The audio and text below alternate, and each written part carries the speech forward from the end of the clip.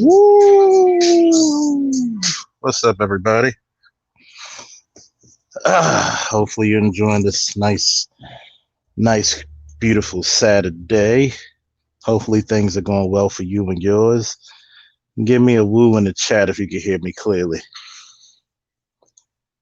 We got a few of my esteemed guests, Black law enforcement officers. We're going to have this first annual convention. I believe this is the first of its type. I believe it's the first of its kind. So we shall kindly put this link in the chat.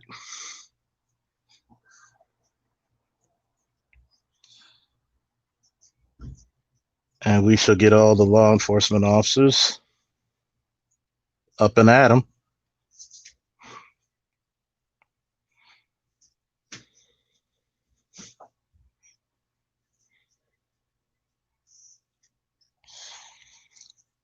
Hopefully everybody comes up here. Woo! What's up, Keith? What's up, Lee? What's up, Josh? What's up, Mike? We're gonna have a good damn time. That's what we're gonna have. Talk some law enforcement shit. Answer a few questions. We're gonna be in it to win it.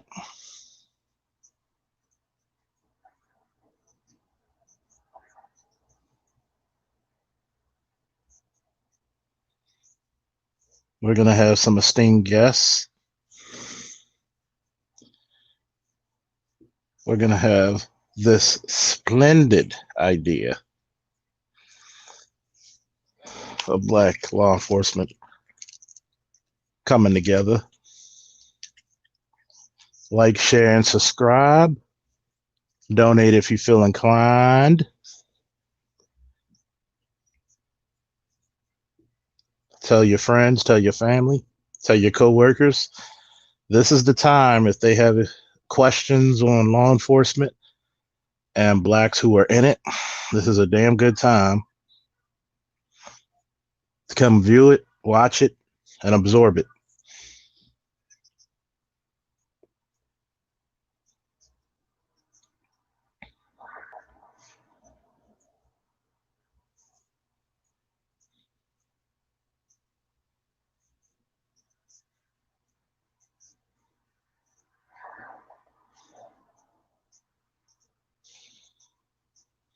Waiting on my guests to come in. The link's in the chat. Woo! So how's everybody? I know this has been a hell of a week. Gonna wait for a couple of people to show up.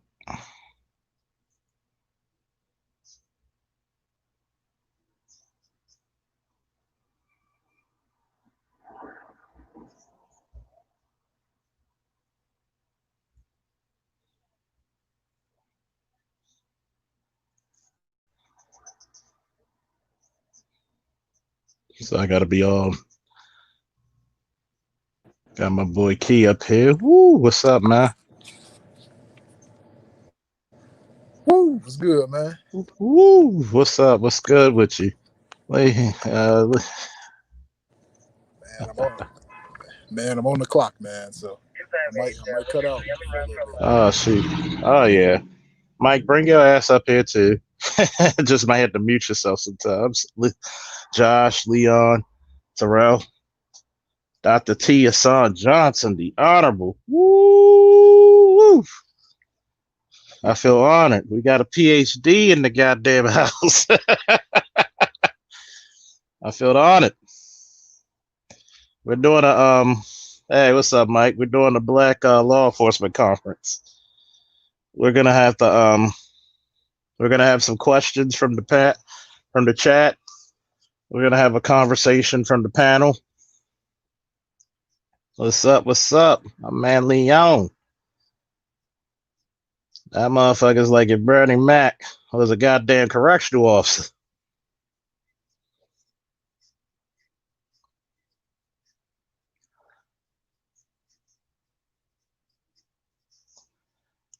Oh yes. Let me see. We got my man Leon. Woo, how you doing? What's up, brother? How you? Doing all right.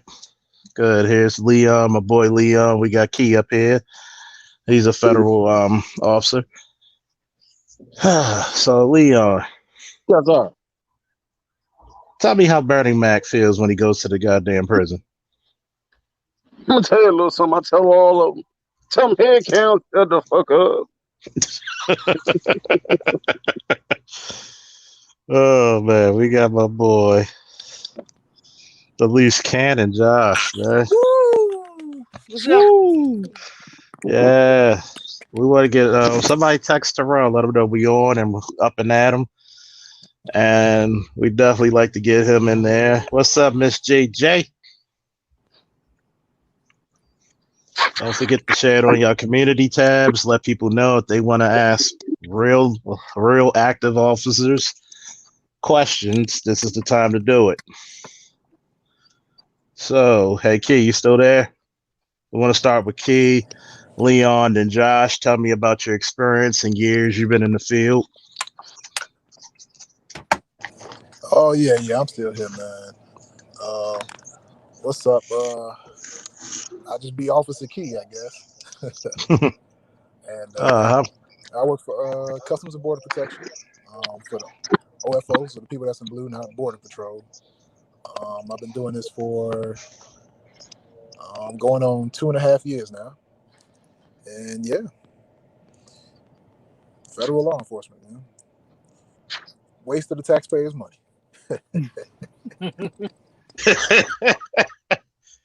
Leon, tell us about your experience, where you work, how many years? Good evening, everybody. Officer Stokes. I'm on the correctional side of law enforcement. I've been there for now 2 years. Uh, it gets real. I've had inmates spit on me. I've had inmates throw feces on me. We've had the mace individuals that wouldn't comply. It gets real. And know how to fight if you coming in this profession, because if you don't, I really feel sorry for you, because you will get talked about. Yes, sir. Yes, sir. My man, the loose cannon, Josh. Tell us about your experience, where you work, how many years? Well, I've been doing this since for about 7 years now. Worked multiple districts, been kicked out of districts, done multiple things. Matter of fact, when I was in the academy, got into a fight with a guy over a gun, almost got shot, and ever since that fight, that made me want to be a police officer. That actually gave me drive to be in that field of work, and was there for the riots in 2015, like the Freddie Gray stuff, and pretty much now I'm on the shelf because tackled a guy a couple of years back, hurt my back, but trying to get better, and that's where I'm at now. Okay, trying to get my boy Mike up here. Hey, Mike, come back in and come back. Go out and come back in so I can bring you up. Been working for the Baltimore Police Department. September 18th, I'll be going into my 14th year. I spent 1 year working for the Veterans Administration Police Department. Prior to that, 10 years military service, 18 months spent in Iraq with the Quick Reaction Force, basically a SWAT team doing things of counterinsurgency and counterterrorism. So, pleased to meet you, everybody. This is one of those fellowship things. You got a bunch of black law enforcement. Hopefully Mike will come up there. So, we're getting a lot of love in the chat. A lot of love. The esteemed Dr. T.S.R. Johnson has a question for each one of us. All right. He says, what's the current treatment of black police officers by white police officers in 2020 compared to earlier decades? It depends. It depends on which white officer is that you're dealing with. I mean, most white officers I dealt with, and I'm pretty sure Charles has dealt with, has treated us fairly and equally, and we've been cool with them. But every department has their Nazis that will treat you like hot garbage. But then again, they'll treat everybody like hot garbage. But I mean, it's a case by case thing, pretty much. Key?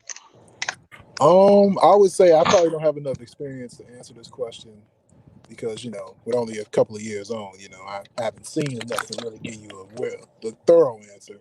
But as far as what I can see with my 2 years experience, you just, like I said, I think last time, the federal government has the biggest collection of strange people, I would say. Like, you will meet some very strange brothers, not brothers being brothers, but brothers being people, some strange people in the federal law enforcement field, but they treat you pretty fairly. And the crazy ones are crazy to everybody. I would say that much.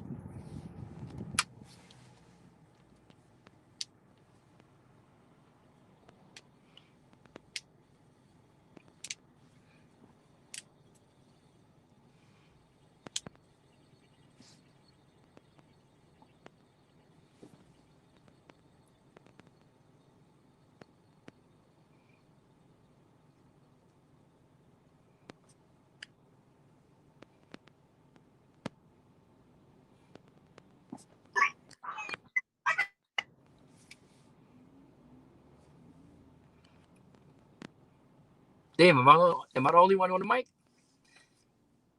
Let's see what everybody I'll got. say some. Oh, there we go. Yeah. Terrell, you probably have to you had to unmute yourself, Terrell. I've been around some racist cops who done some very questionable things, and they heard a lot from me. I've been around some white officers who were some of the best officers you'll ever meet, and you get the best of the best in both worlds. But it's funny. It's funny when you have a black perspective when it comes to law enforcement.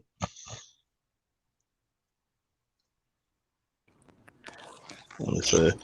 Hey, Michael H., you want to come on? I'll put the link in the chat if Michael H. wants to come on, since we're doing a black and law enforcement conference. Let me see. It's Terrell. Hey, Terrell, can you hear me? Hey, what's up, man? Let everybody know who you are, what experience, what rank, what positions you held in law enforcement. Oh, I was an officer of the law in Baltimore City, lieutenant. I was an officer in Montgomery County briefly, Montgomery County, Maryland. That is. Mm-hmm. And we got a question from experience. Yeah. Oh yeah, we had a question from Dr. T.S.R. Johnson.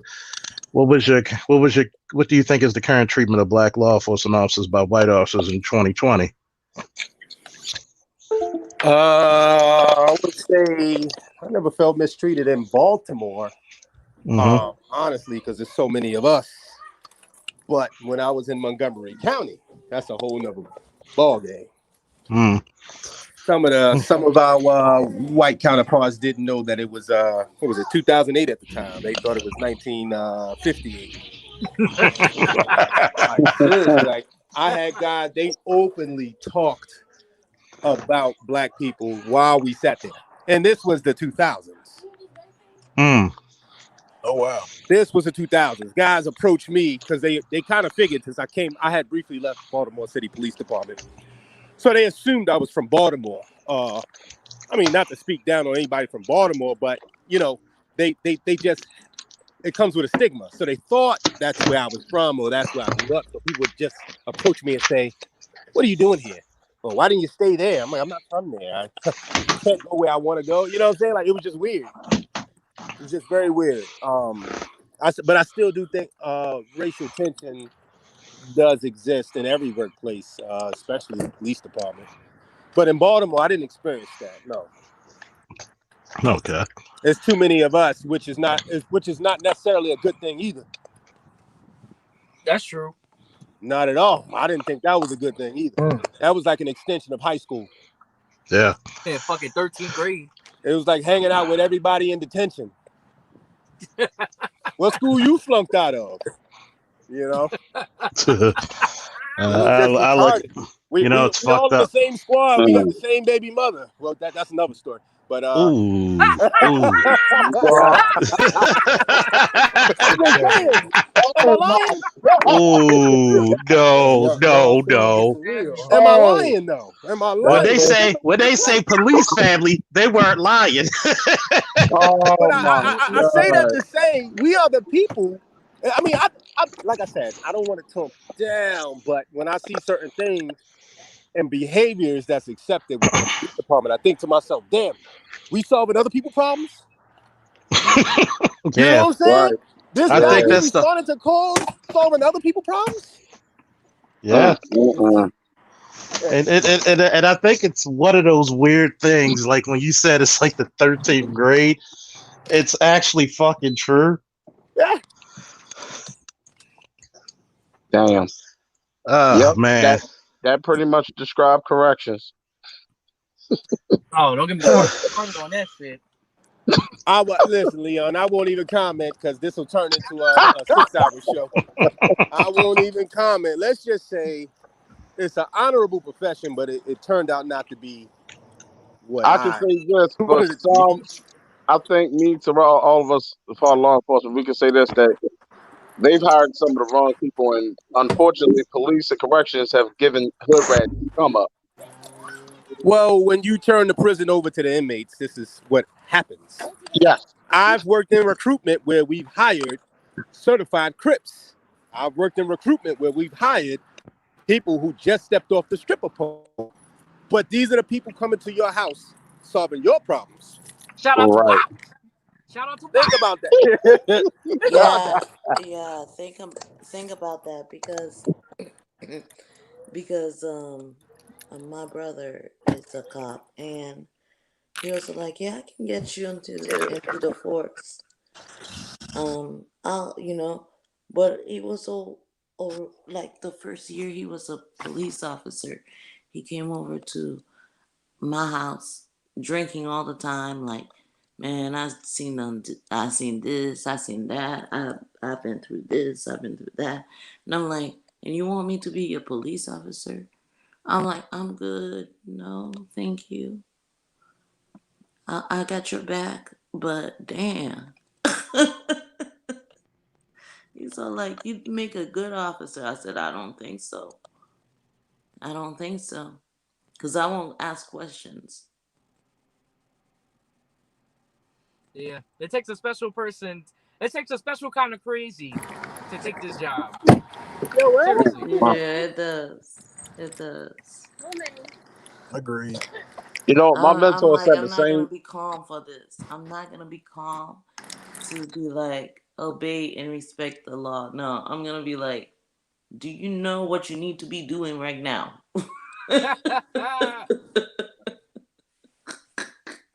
That's true. No, Like because you said, I was a flight attendant, and I know when I'm on board on a flight, and I'm looking at people, and my one eye is twitching. I'm like, oh, someone's getting on my nerves. That someone is about to get, ooh, they about to be in trouble. They're not gonna travel for many a months. well, I can say this. I just want to say I got nothing but love and respect for all law enforcement officers, man, because y'all get, mainly the police, y'all get bashed in the media all the time. Yeah. Well, You shit. know, So do y'all. So do y'all corrections. Well, I think for police, it's rightfully earned. Remember what I told you. I was a lieutenant now. Yeah, Do a lot of it's much stuff worse that for they y'all. shouldn't have been in the first place, and it's rightfully earned. So even when I was a police officer, I watch what I defend. You know what I'm saying? It's a lot of situations that were justified, and it's a lot that ain't. Yeah. But you can't just go into it being pro-police because that's not realistic. You know what I'm saying? Everything ain't a black and white situation. And you know what the thing is? Can I say something? Yep. As a flight attendant, most people. Sorry for my voice because the air is out here is crazy. It's cool. But as a flight attendant, you know, we didn't learn nothing but safety and policing on the flight, you know. So we're the police on the flight. We're the one who will tackle things down. We're the nurse. We're whatever. And then we didn't learn service until we got on the plane. And then it was like, okay, now go ahead, serve them a glass of freaking coffee. What? But we're learning how to take men down. We're learning how to, breathe, in water. Like we're getting arm trained by professionals. See, that's what nobody knows about flight attendants is we're getting taught, like they seriously show you how to do combat fighting and how to, so you don't get stabbed and all that stuff. So the planes don't get hijacked. How to resuscitate a person who's having a heart attack. Hold on, Gigi. We also have another guest. Okay. Hey, Mike, tell your years and your experience. And Can y'all hear me? Yeah, you're good to go. Hey, what's going on, everybody? I'm sorry, I'm at work right now. So How you doing? What's going on, OT? Long time no see. Which mic is this? Oh, that's White. Hey, what's going on? How you doing? How you doing, everybody? So basically I have 15 years on 15 years on in the police Baltimore City, and I just lateral over to Baltimore County in my 5th month now. So that's my experience. So here's a good question. Well, I was about to get a question out of him, but maybe you got the same one. I was just curious. Go ahead. What's the difference between the city and the county? I actually is no different. I mean, crime is crime. What's the difference in the treatment as far as the department being a minority? I would say in Baltimore City, we have more people that look like us in Baltimore City compared to Baltimore County. The treatment is poor. It's poor. That's in a nutshell. Okay. Now, we're going to take some questions for the chat. Feel free to ask any questions from the chat. I'll tell you one thing about policing, especially the current social media era that we're under. I've always said this, that I think it's a culture shock. How you can have a city like Baltimore that's roughly 70% black, but you only have 45 to 47% black police. So it's crazy how for decades cities like Baltimore and Detroit and New York can have all these black people. All right, man. And you don't see any representation of us in the department, especially when it comes to leadership and positions. What's your take on it, fellas? I was just about to this LT talking again. I was just about to say something about that, where I grew up in New York City, and as long as I can remember, I wanted to be a cop. But growing up in New York in the South Bronx, I didn't see many of my kind. And I actually, at 16 years old, was beat up by 4 police officers because I fit the description. So when you think about that, a lot of these guys, in my opinion, and the guys that I've worked with, not saying all white cops, it's not all white cops, but it's a job like any other job. So it's a paycheck. So that's the allure right there. It's benefits. That's an allure. But you're going to act on your bias. I mean, women do it when you deal with domestics. Men do it when we deal with domestics. Homosexuals do it when they deal with their type of culture. I mean, we all lean towards who we lean towards. You know what I'm saying? Mm-hmm. But I feel as though if you didn't grow up in that community, what are you doing here? Exactly. What is your purpose? You can't serve a community you can't identify with. And it's basically what I've been saying for the longest time. Dr. T, you could come up. You could come up here, Dr. T, if you got first round dibs. What I've noticed is that it's a form of reparations for a lot of white guys who can't find jobs anywhere else. You're from Pennsylvania, but you come into Maryland to work. You have no knowledge about black culture or black people in general, but you're so quick to arrest us. You're so quick to take that Espantarian and play a drum solo on your ass. And I've said this every time I've seen a lot of these shootings. I said, you know what? There's a lot of culture shock. There's a lot of misinformation going on here. Josh, what do you think? Oh, hold on one second. Well, I'm gonna jump in there on Lil Bro. I'm gonna say this: when I went through the academy, January 11th, 2005, 0501, there was an individual in my academy class. He didn't speak much. He's a Caucasian guy, cool guy, but he made a comment, told us, like, you know, I never actually, mind you, he was 32 years old in 2005. He said, I never had a conversation with a African American.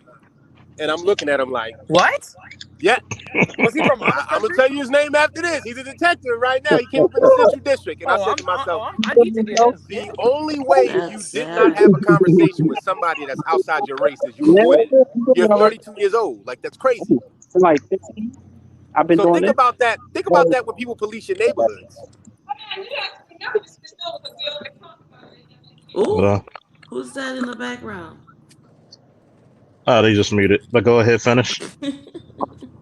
I mean, and think about that. So when you see the imagery on the news and you watch movies like, I don't know, Boys in the Hood, Baby Boy, and you say you never had a conversation with an African American individual, what type of policing you think you're gonna get? You know, they're gonna be biased. They're gonna think that every dude is like Tyrese and Baby Boy. They're gonna think every black dude is like Ice Cube and Boys in the Hood. You're gonna fall into or Lorenz Tate. Right, you're gonna fall into the role. Who's the doctor on the line? I should know this because I studied criminal justice. It's the something effect. The something effect, where they took some, I think it was Harvard students, and they made half of them corrections officers and half of them. I know the study you're talking about. Yeah, I can't remember the name of it. Yes. But that's what you're gonna get, and people fall into the role they're supposed to be playing. Even the black officers. To me, it's not really racial. Yeah, it's the damn. What is it called? It's called the. God damn, I forgot what the effect. I think that's social Darwinism shit, is it? It was a movie. It was a movie about it. It was a real.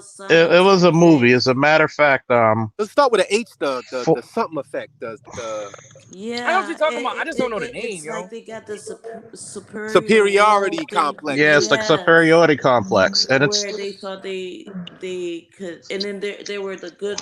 They were the good kind, and the kind that, like, they were the kind that would give you water, and the kind that would put right. And look, you got an alpha male on the line, Charles. So, tell me the truth. How many officers out of a squad do you know would not be talking to people the way they do if they were dressed in civilian clothes? Oh man, you got shit.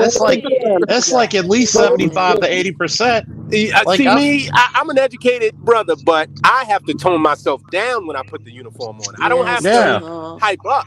I have to watch what I say because I have a job, but I'm a little more ratchet off duty. Well, I'll put it to you like this. There's someone who I'm not going to say the name, but y'all know who I'm talking about, who is in an extremely high rank in the department, who got his ass kicked because he didn't know what to say to the local squeegee boys in the neighborhood. Oh, fuck Captain Howe. He's a pussy anyway. Well, Major Howe now. Major dickhead. Looking like yes, he was. Like Dave from Wendy's. If he saw my 5-year-old son in the street, he'd turn his head and tuck his tail. This is the internet, you know? It's YouTube. Well, so he can say, Dr. TSR Johnson had this question. How is the promotion treatment for you compared to other groups? I'll say this because I'm on the promotion list. I'm on the promotion list, but Terrell was actually promoted to lieutenant.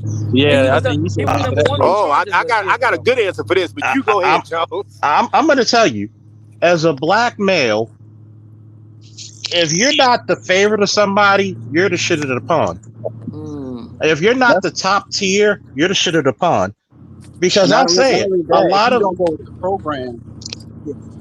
Yeah, if you don't go with the program, if you don't kiss somebody's ass, unless you like the top tier, you're even if you're the top tier guy, they're gonna give you hell. Nah. I was top tier. I was cream of the crop, but what it was with me, when I called this the 13th grade, I made number one on the sergeant's list out of 860 candidates.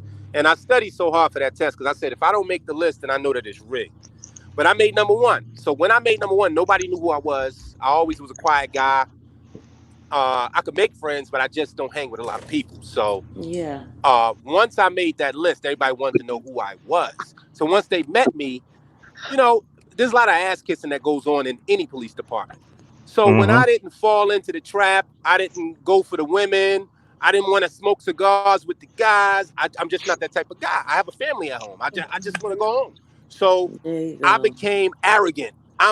That guy's arrogant. That guy has an attitude problem. That guy don't want to hang with us. That guy this, that guy that. So that's what I got known for. It had nothing to do with my work or my work ethic. It was more so like, oh, you know, at clock out time, this guy's gone. He don't want to chill with us. Don't invite him here. Don't invite him there. He's just not cool. And I'm cool with that.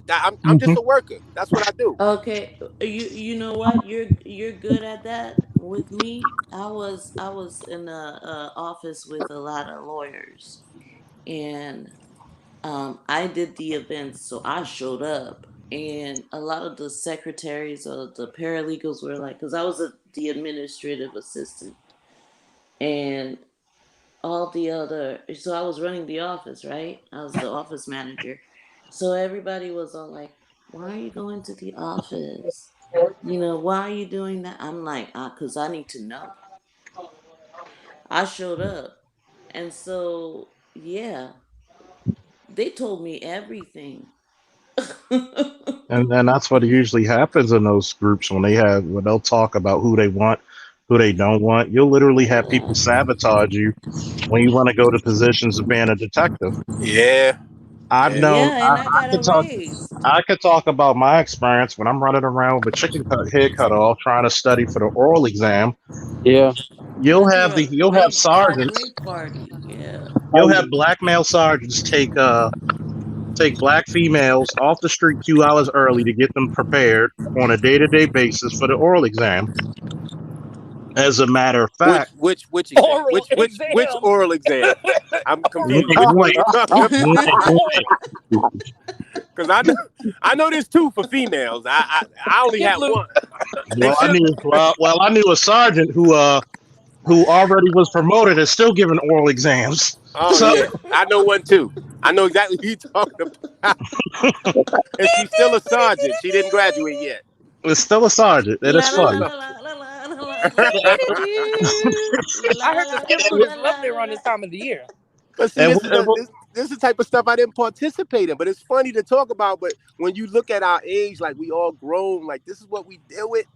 You know what I'm saying? Like if people only knew, like when you talk about police issues, I don't think about what's on the street. I don't think about what's going on in Chicago. I don't think about what's going on in Baltimore. I think about the inner workings because I was a lieutenant. Like I think about this stuff, and I'm like, yo, these are people showing up to your house. Seriously, like you know what happened because you know what's going on behind closed doors. Yeah. While we're on the street, he hearing the conversation. You know what I'm saying?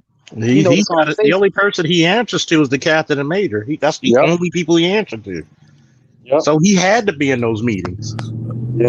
Oh yeah. But see, a lot of them, once you make it past lieutenant, captain and major, there's no test for that. You just got to prove to them that you're willing to play ball.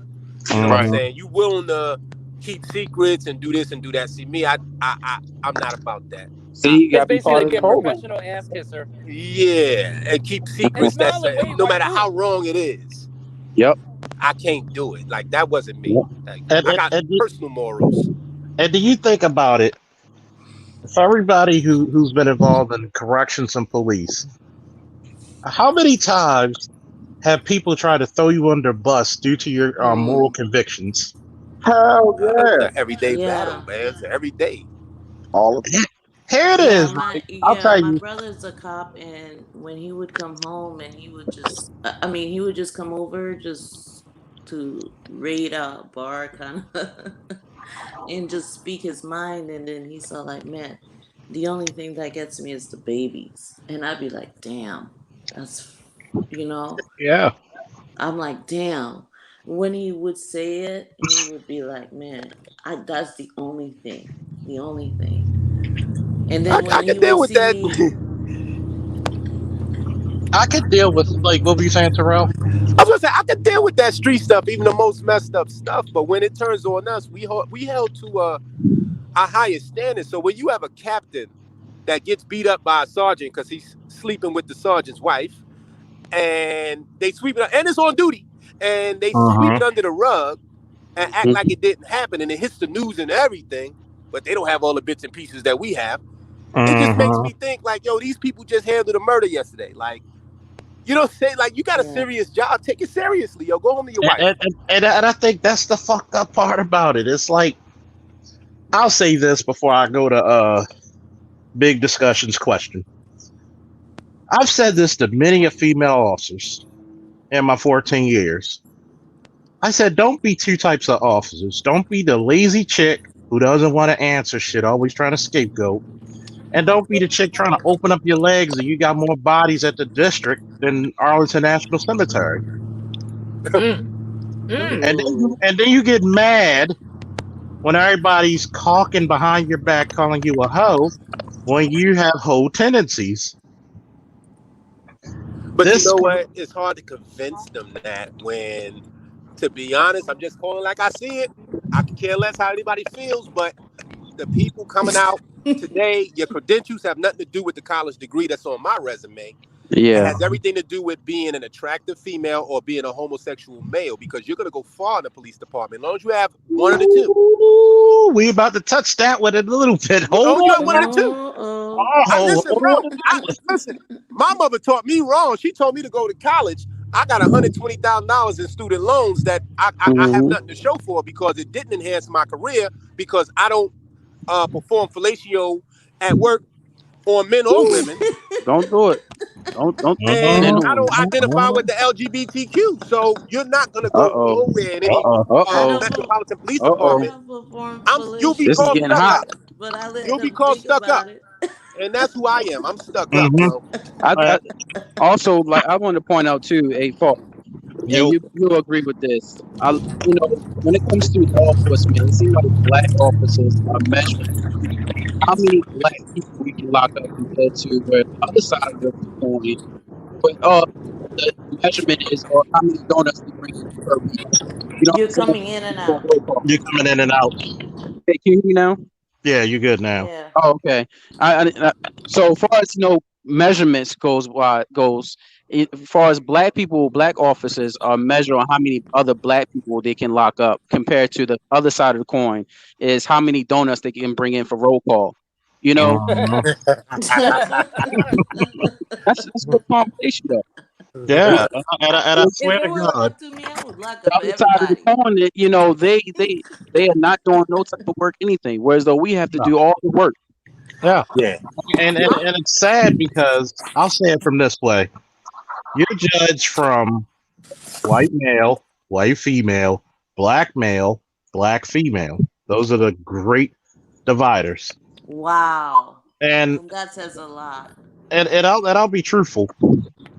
There's a certain officer who was on a post-only post. A homicide came out on her post. Oops, did I name the gender? Oh goddamn! Stop. On her post. So you're good. She was on her post. It came out on her post, which is post only. Dr. Dunbar, thank you for the Cash App. She was nowhere to be found. Other officers came to her post, which she should have only been on. I know where she was. You knew her since she was way high, huh? So other officers, 09 and the sergeants calling for her. The major gets livid, rightfully so. The certain simp officer smooths it out with the major. This officer still gets to be allowed to become a detective for a unit I'm not going to mention, and still on the list to be promoted. She made it. Yay! He plays ball. That's what it is, See, I was she got up there. Yep. Yeah, I never played that race, that gender stuff. Just do your job, yo. You ain't got to kiss my behind. Just do your job. Exactly. Come bring back some stats. Bring back a good arrest. I don't care whether they black, white, or candy stripe. Just get out my face. Don't ask me about my kids, my wife. Don't ask me about none of that. Just go get in your car. Do your job. But do your job. That's all I want. Clock in and go answer calls. Yeah. Just a sad part of the state of policing that we in. You know what I'm saying? But yet, I made 6 arrests that day. And it was frightening. Well, I think the misconception. That's just the nature of the beast. I think the misconception, though, from the public is that we're all on one accord as police officers. There's some sort of blue line, blue wall of silence. There you go. It is, but it really starts with internal affairs, because how would corrupt officers be allowed to flourish within any metropolitan police department without the help of people who know about their dirty deeds? And I'm here to tell you. Oh, yeah. We ain't talking about dating groups. I personally testified against 2 major cases that made CNN and was handed down in federal indictments and convictions on officers. But that didn't do my career no good. That actually was to my detriment by telling the truth. See what I said when I said when you make captain and major, that means that you're willing to lie and sweep these things under the rug, because the main fact of internal affairs is not to uncover corruption, is to protect the image of a police department. And that's what people need to understand. They're not here for you as the public. They're here to protect the image of the police department. So anybody exposing that, you ratting on another officer, or you're just saying, well, even something as subtle as, I don't want to ride with this officer. Your sergeant's like, why not? Well, listen, I'm just telling you right now, I don't want to ride with him. I seen him do some cruddy stuff. Okay, you're being difficult. Now you about to get treated differently because you ever seen the movie Surf Book? That's real life. That's real. Yep. Yeah. That's real. I'll ask this question. How do you guys think hip hop culture has influenced the perception of the police? Yeah, I saw that too. I think police has influenced hip hop culture the other way around. Yeah, that's true. You wouldn't get these songs like "Fuck the Police" if the police was actually fair in black communities. Hip hop is reactionary. They're telling a story of what happened. Man. They're not creating a story. What'd you say, Mike? I said police sells. Yeah. Well, it's the stigma of it. It's a taboo in general. It's like you kind of want to be like when you were a kid. It's like you chose, are you the cop or the robber, or are you the cop or you know? So it's kind of like, well, I'm gonna grow up to be this, and then you become, and then it's kind of like, yeah, it's influenced a lot on kids. Some kids learn to jump fences, and I'm like, oh, why don't you just play sports? Because they're taking them out. I mean, remember when you used to play cops and robbers? You don't hear kids playing that shit anymore.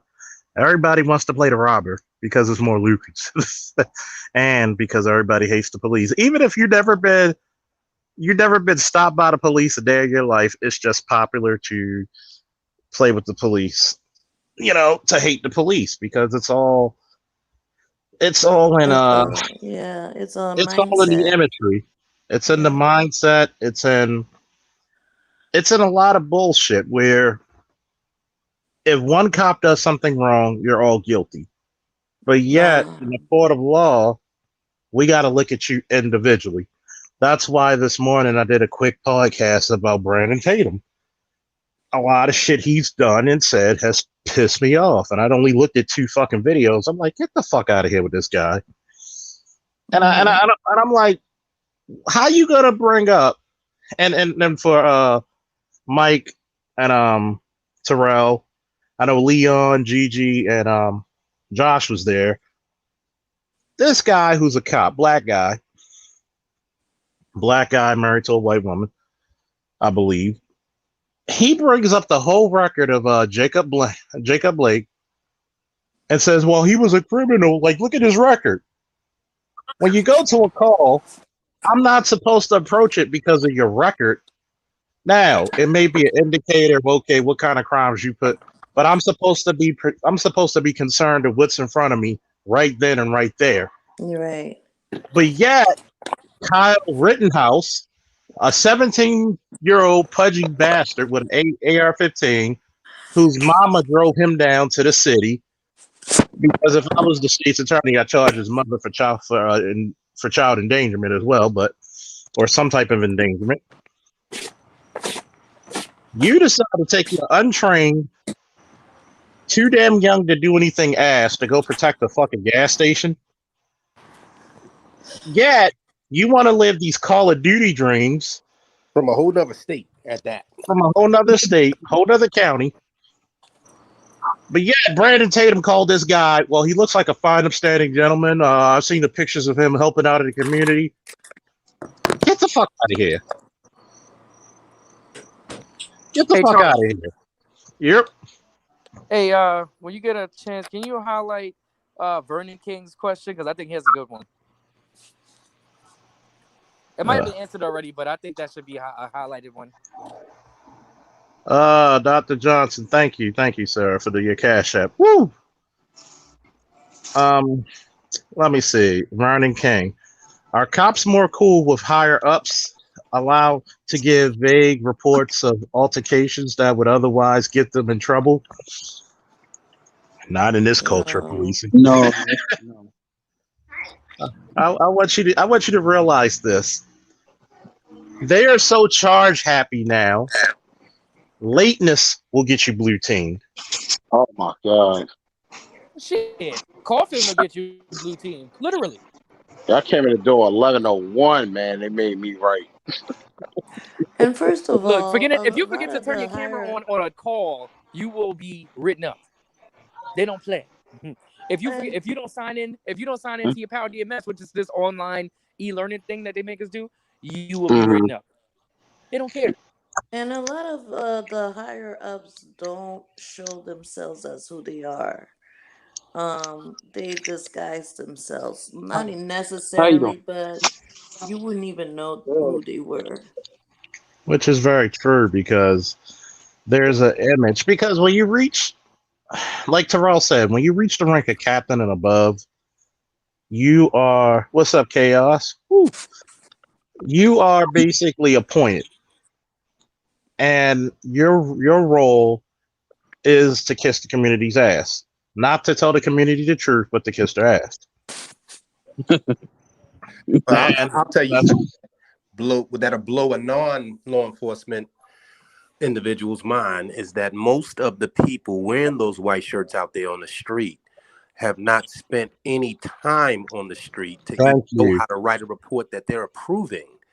Thank you. They have kissed ass so hard in their career that they don't even remember how to use the radio.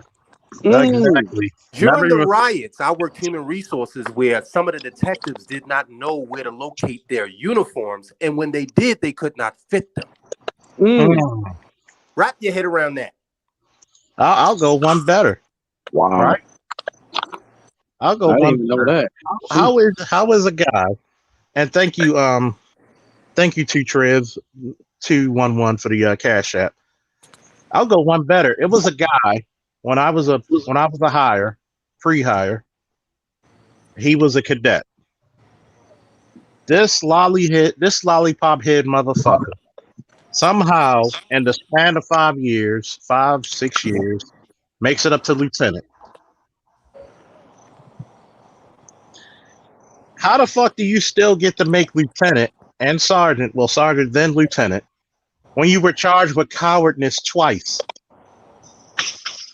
Wow. You literally watched a female officer getting her ass whipped.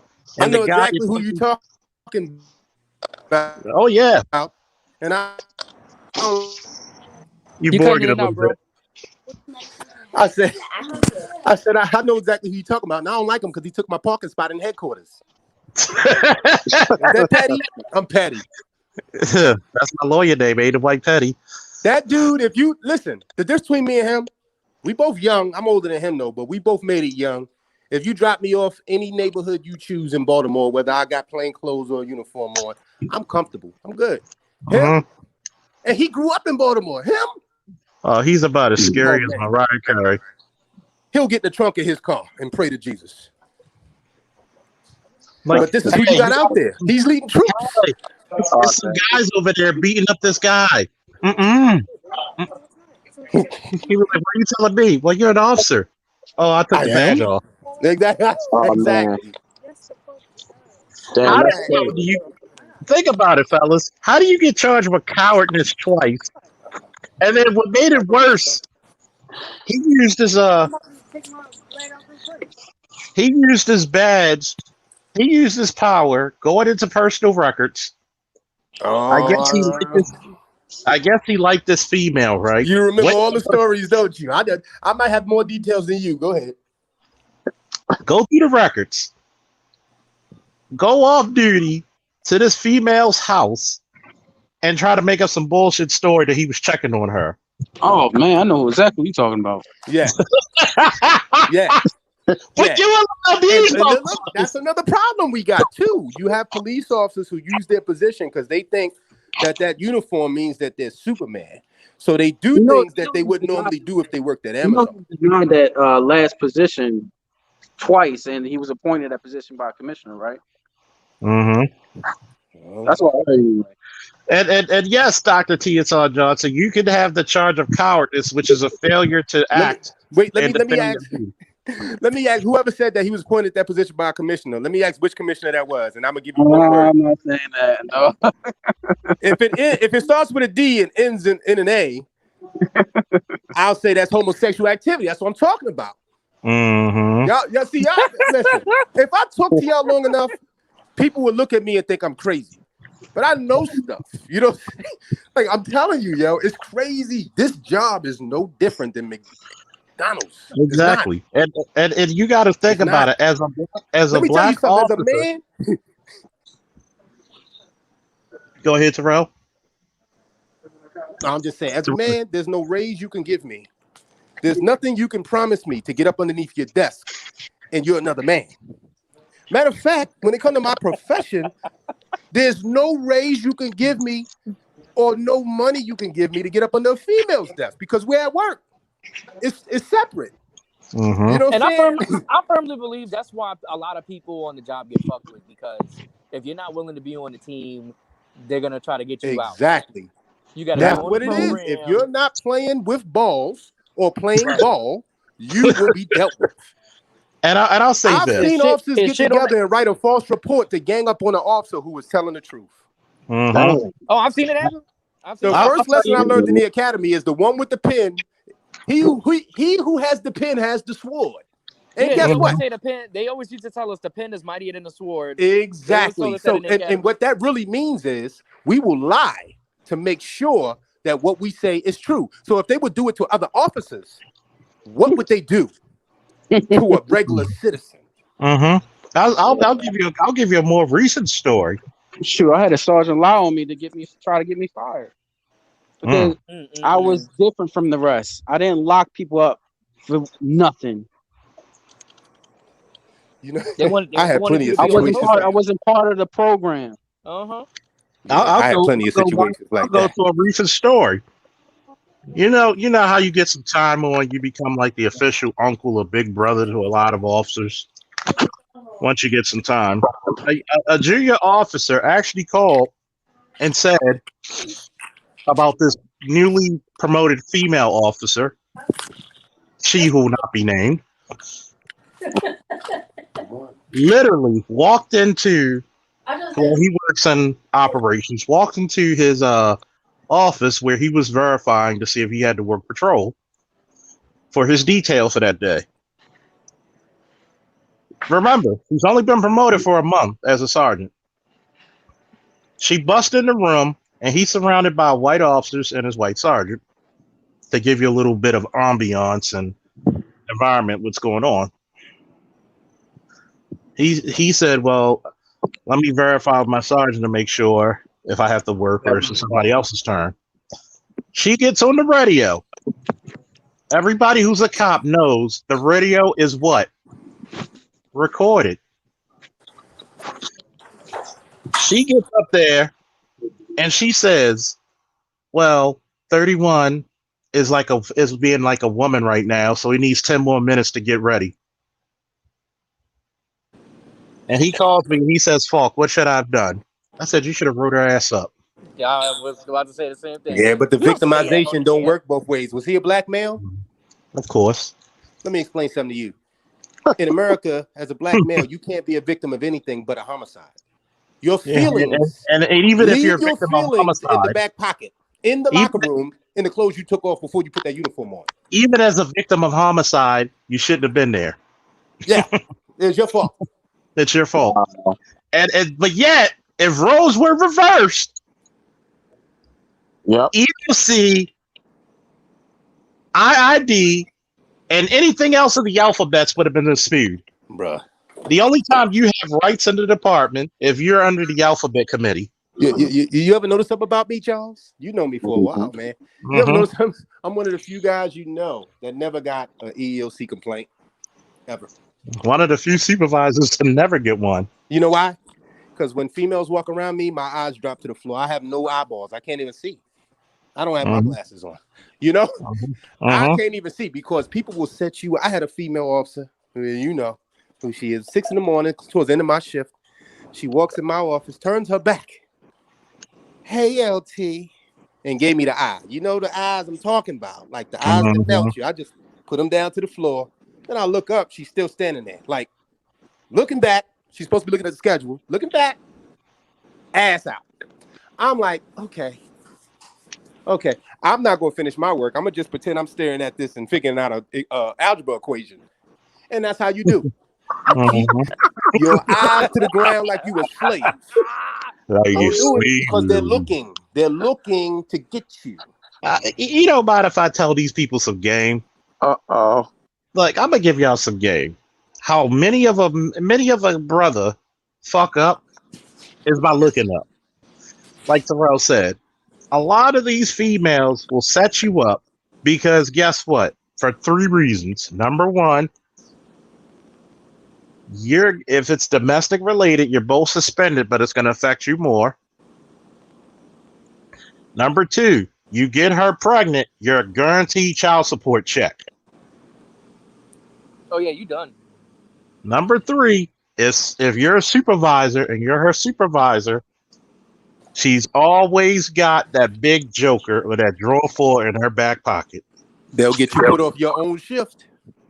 No. Hey, Charles. Let me tell this story. You know, I ain't saying no names, but and the person just recently left the department anyway. So, there was a person that me and Charles used to work with, and she left, became a detective, and I don't know if she was smashing her supervisor or her partner, but it was one of the two. And they didn't get caught by an officer. They got caught because they were smashing butt naked on video in the Under Armour parking lot while they're on duty. And Under Armour gave the videotape to the department, and they moved the guy. They didn't move her. Ain't that a bitch? And by the way, she never got removed. She never got removed from her detective position. Like you said, she just recently left. When she just got the position. Oh yeah, and by the way, they don't take no test. There's no test required for a detective position. Hold on. Are y'all talking about the one that was working in Northern District? Yeah. What'd you say, Mike? Y'all talking about the one that working in Northern District? They used to. Well, she just left a couple of days ago. You know the guy she messed with, he was in my academy class, right? I ain't know about it. Listen, let me ask you this. I'm Bernie Mac Black, right? Me and Bernie Mac twins, right? If that was me, you know damn well I'd have been in cuffs. She'd have said, he raped me. It'd have been a sad scene for me. But they're a different hue. Yeah. Going back to that female, right? Is that the woman? That's the officer that got pulled over by the state trooper in New Jersey, and come to find out she was on investigation for drugs. No, that was another one. That was another one. Oh, you talking about the one that used to do overtime. She was from Northwest. Oh, She was under investigation for trafficking drugs from Baltimore to Philly. Yeah, and now, she used to rob the drug dealers in the car. And she's in police in West Coast now. Yeah, Washington State. Yeah, she's in Washington State now. Even though I think she's still under investigation, but I don't know. They never said whatever happened with that. When you get pretty, not going to get her, yo. She's not the right color. She passed the brown paper bag. Probably still selling bricks. Damn. See, but yet, you're always judged as one of them. And people used to tell me all the time, man, fuck the police. Motherfucker, wait till you work for them. Then you can say it. Yeah. Man, yo, that's a good statement right there. Wait till you work for them. Yeah. And even in corrections, I've heard stories there. Corrections is like, it's like you think Chuck Woolery is about to come out. Hey, man, it's worse. I was a correction officer 18, yo. Man, I was a correction officer 18. It's worse inside there, man. Man, you ain't never lying. I had to write a fucking sexual harassment on one fucking female that would not leave me the fuck alone. Right. And mind you, and don't be a male CEO working in the female section. Yo, this bitch got more issues than Sports Illustrated, man. This girl got a baby father, a husband, 3 kids, and a stepson. Not in that order. Yeah. I'm like, no. And that's just this year. Right. And, yeah. And mind you, when I was there, I was on probation. So she kept calling my housing unit. I'm like, yo, why you keep calling me? Well, we're supposed to be friends and you have to talk to me. Listen, I don't need to talk to you right now. So she kept calling my phone. This bitch gets on the jail radio. Officer, answer your landline. I'm like, what? I see. I had to write. So, I'm like, nope, let me start writing on this bitch. So every time she would call on the phone, I would write the shit down. And then I would just like call my sergeant, and it was my female sergeant. And she was like, oh, she tried to come at you? Yes, that bitch is crazy. You need to go ahead and write before she write on you. That's bad. And that's a female sergeant telling me that shit. I give it to my captain, and he's like, okay, we're going to handle this expeditiously. All I know is I never heard anything else. She never came at me again. And he was, about a week or two later, he asked, has anything else happened prior? No, sir. No, nothing's happened. But I will say this, had it been me harassing her, that shit would have been on every goddamn channel. Man harasses woman at corrections. For sure. Yep. No, you're not allowed to be a victim because you would have been fired. You would have been the poster boy of Me Too. And I fuck that. I thought that Me Too on that bitch. No, what you say? What you say, man? Oh no, I was saying fuck that Me Too shit. I pulled the He Too on that bitch. He Too. I'm gonna tell you. Here's another question I want to ask everybody. Oh, we have another question in the chat. They have alphabets in there. If so, what's the ratio? Oh boy, you're better. You're better off for trying to figure out if there's life in other planets. I couldn't tell you the ratio in there. I mean, I think there's a lot, but if there's a lot, we don't know. Yeah, I mean, you got some flamboyance to the point where policy had to state that you could not go to court wearing makeup or on duty. I think it's more closeted stuff, but it's really not closeted when you're using your rank to turn other people out. You know what I'm saying? Like that. That's why I say high school, bro. Like high school, people are in there living their dreams. They really in there living their best life, man. It's like prison. You really on the outside. Yeah, because people got in that job and feel important because they didn't feel important in high school. They didn't feel important growing up. They feel like there's something. I mean, you got more undercover motherfuckers than James Bond. Okay. Yep.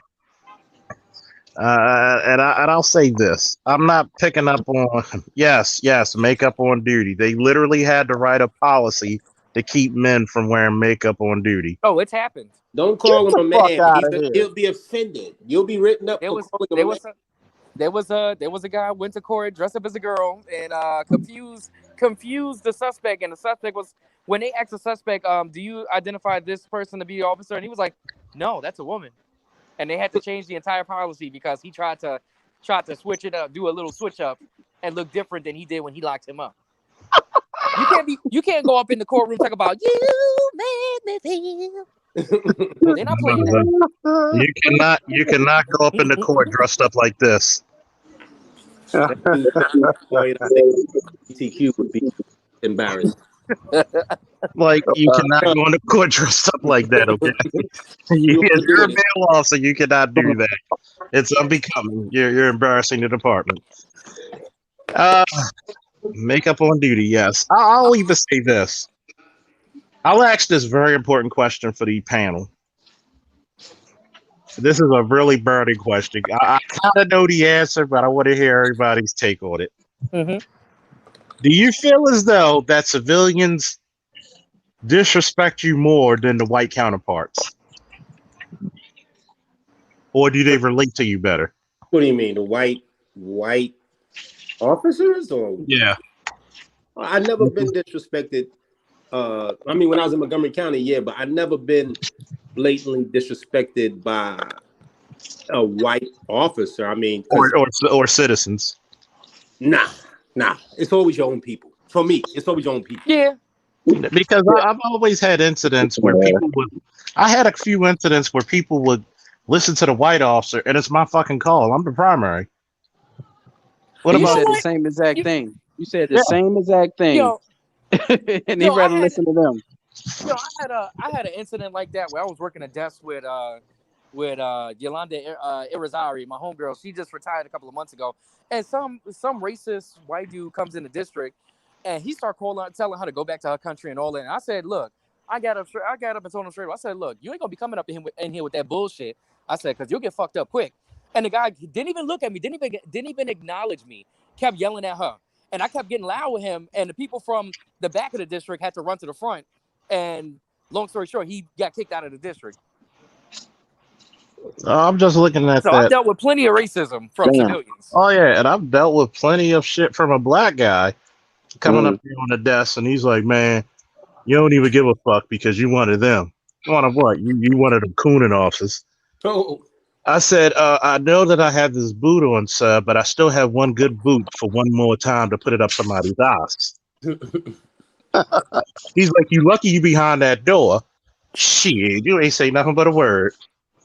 And they like, you ever seen like the X-Men cartoon from '92 where you see the Juggernaut walking and he got like the X-Men holding on to his ass? I'm like, wait a minute. No, we gonna get this shit. He was like, oh, no. He's like, what you doing? You thought this fucking little desk was gonna save your ass, huh? No. I was upset. No, you're gonna be upset, all right? You're gonna be upset my foot's in your ass. I never really got challenged when people have a chance to actually think about it. Any confrontation I got into, it was spur of the moment. Maybe you're chasing a car, you catch somebody in the act. But if somebody has a chance to have a conversation, I never had nobody say something disrespectful and use fighting words, because I pretty much can come up with an intelligent way to explain how dark it's about to get. And that's that.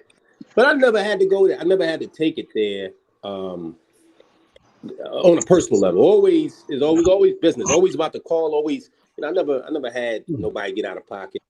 Yeah, it's very rare, but you're like, why do we have to go there?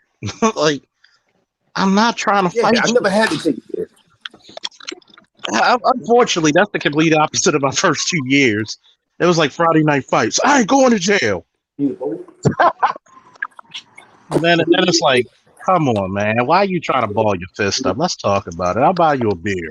Oh, so you know what? Maybe I'm misconstruing the question, because I have had situations like that, but it was dismantled so fast it's not even worth mentioning. Yeah, I mean, once you read the body language, that you better act. It's already there. It's like, hey, send some units. Yeah, send a medic. But that also goes into the technique of policing, where a lot of these things that are happening, like George Floyd and all of that, I'm like, how did that officer even let it go there? Like, how was he able to take 2 steps away from you? You know what I'm saying? And then you brought it to the level within 2 seconds. You brought it to the level of shooting and killing them. Yeah. Shooting them like what, 5 to 7 times, something like that. What? I might punch you 5 to 7 times and get the same results. You know, that was a saying my father said. He said, if you ever wanted to get your ass whooped, you came to Baltimore City. He said, well, the police will beat your ass and fight you, but you still live. and there'll be no complaints. There's no complaints. And what made it weird is when I saw the video of the Jacob Lang situation, and we'll get the George Floyd in a minute. You know what pissed me off? You had 3 officers on top of this motherfucker, and he just walks up like this motherfucker had the super soldier serum. And I said it before, if they pulled out their guns, their sidearms, duty pistols, whatever phrase you want to use, and they thinking, well, haha, I trumped him. Oh shit, he's walking. And you can literally see on the film how they all had a brain fart. Now, one person attempted a double leg, no clothesline, no kick to the chest. I mean, you could have Stan Henson that motherfucker with a clothesline. Nothing. you can't say you feared that he getting in the car because guess what? You still let him get in the car. But you know what? It's experience, and that goes back to what I was saying. They hire a lot of us at the age of 21. Some of us never even had conversations with the opposite race. So you don't know how to do. There's a George Floyd in every neighborhood. There's somebody with mental illness. Opposite sex. There's somebody in every neighborhood that you knew how to deal with growing up. If you grew up probably in the hood or somewhere of the lights, and you know how to talk to them and how to deal with them. Somebody walking away from you that's extremely large, or even walking towards you, you're gonna know how to handle that situation even before you're a cop. Now, if you just stepped off your mom's porch, then you're probably gonna have some issues handling that individual. Not saying you got to put hands on people, but you can talk your way out of a lot of shit. Yeah, and I think each one of us had to go through a situation where you had to be a slick walker, dirty talker, and you could just talk your way out of a fight. Like, look, man, it's not that important. I was like, you see them lights and sirens coming up? Okay, it's about 10 motherfuckers coming up here, and if they see you put a hand on me, they're gonna stomp you out. And before you put a hand on me, I'm gonna cripple you like polio.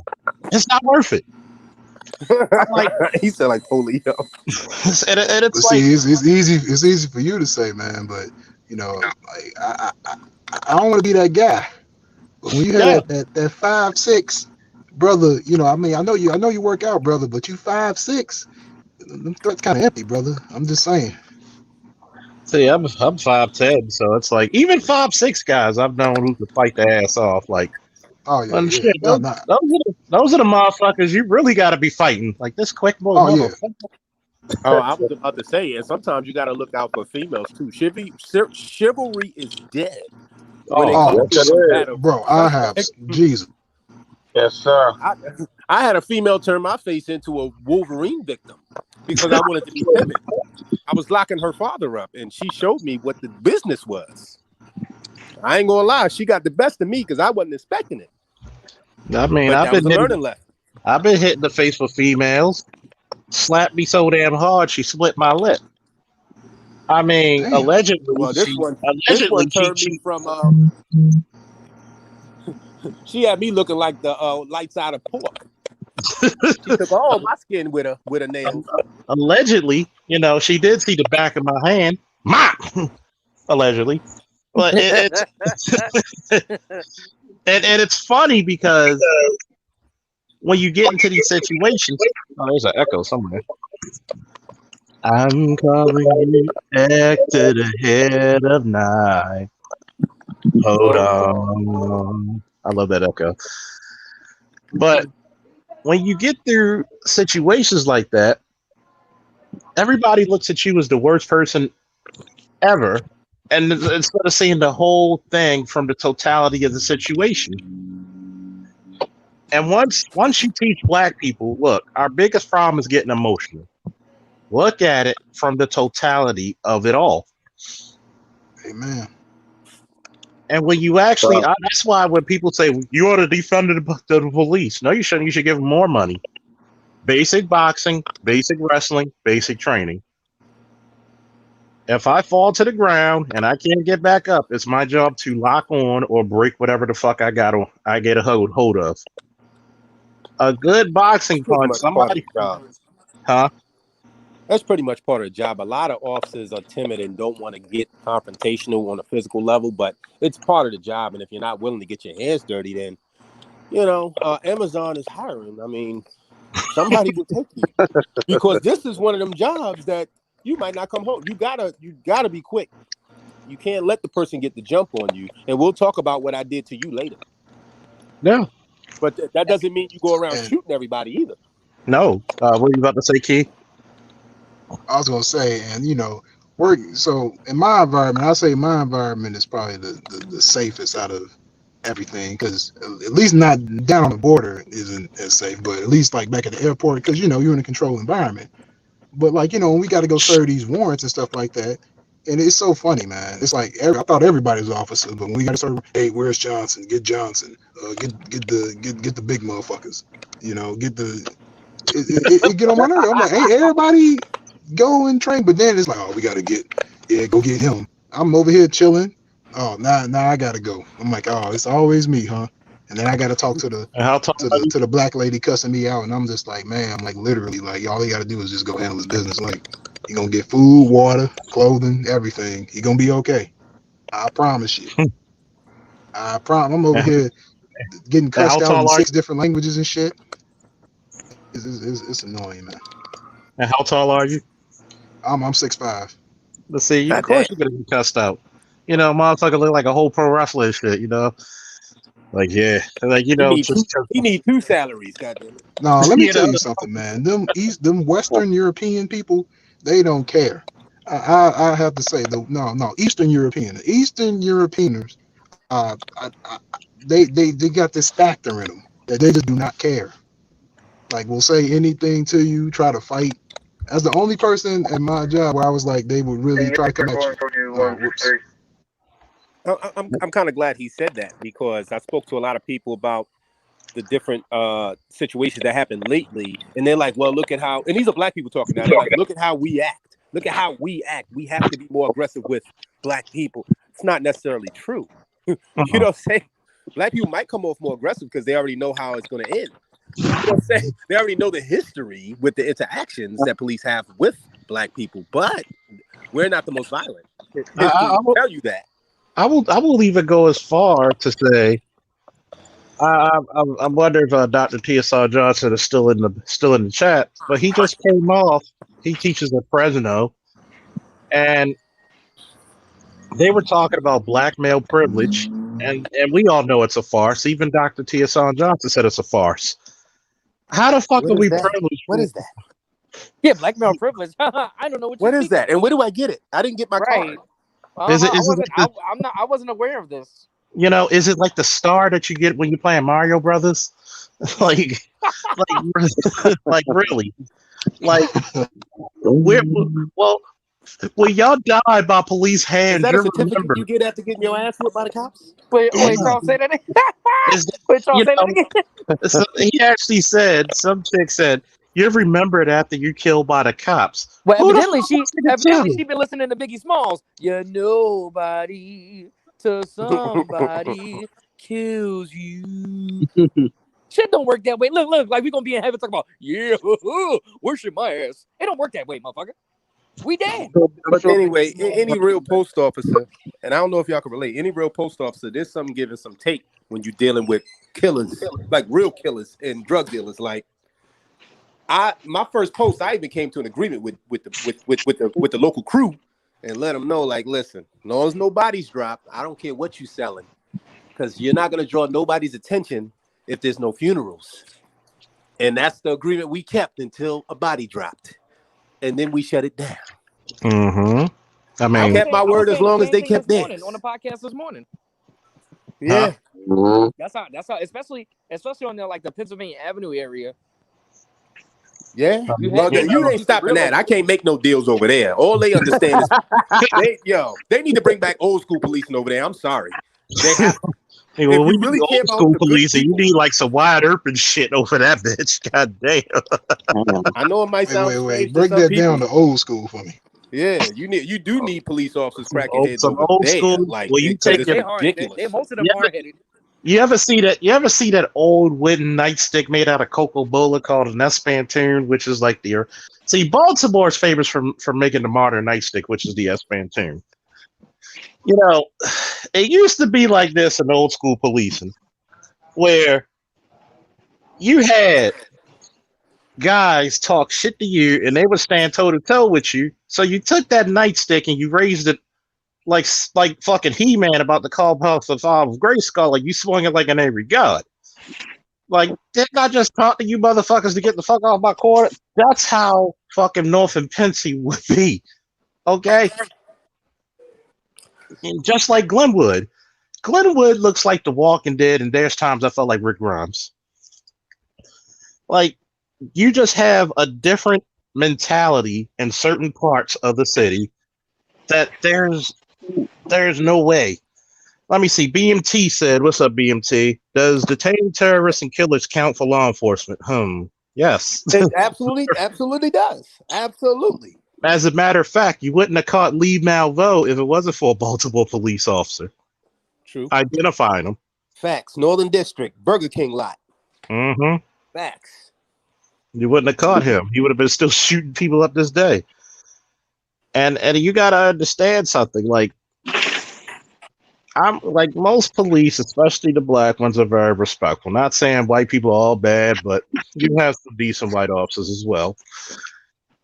But there comes a time in time that if you try to hurt us, we will hurt you. If you go peacefully, hey, I don't care. There's plenty of times let a guy smoke. Hey, waiting for the wagon. Here you go. Take a couple of puffs. Wagon's on his way. Because he chills. But you got them motherfuckers who want to fight the whole world. Next thing you know, you gotta do the Stan Henson lariat. Not my fault.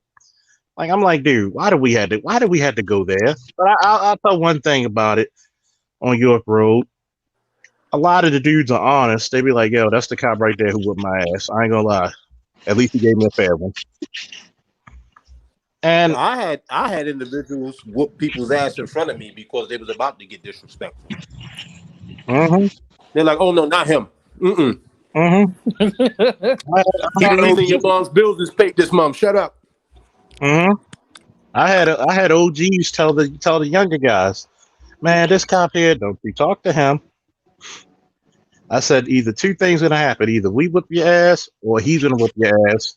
And he's been known for putting motherfuckers in the hospital. He's the nicest guy, but you put a hand on him, you go into the hospital. That's the rule. Don't touch me, I don't touch you. I don't know what's going on out there now, but I seriously doubt that personable old school policing we're talking about is going on. Most of the newer officers, I've never seen how tall they are because they're not getting out the car. Damn. I remember when I started, man, I knew everybody's name. Mm-hmm. I knew all the players. Like these guys, they know nothing. So when they see any black male, they think we're all criminally related, or they just want to. It's accusatory. The whole interaction, Mm-hmm. They don't know they post. They don't know who belongs there and who don't. It reminds me of a story, man. I had when I first came back from the academy. It was this white lady who was my training officer, and she was a nice Polish white lady, but it is what it is. And we go because she's like, oh man, I never had. I'm like, man, I'll go from jerk chicken. She like, I ain't never had no jerk chicken. I'm like, jerk chicken? You ain't never had no jerk chicken. What's wrong with you?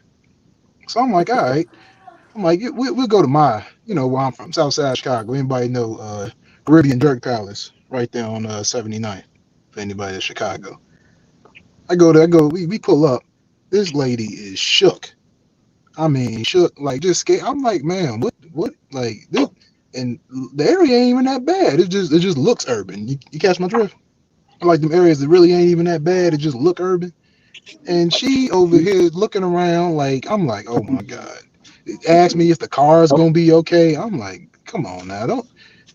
And you got a gun, like, like you know what I'm saying? Like, wow. You got a gun and body armor on, but you shaking like a stripper right now.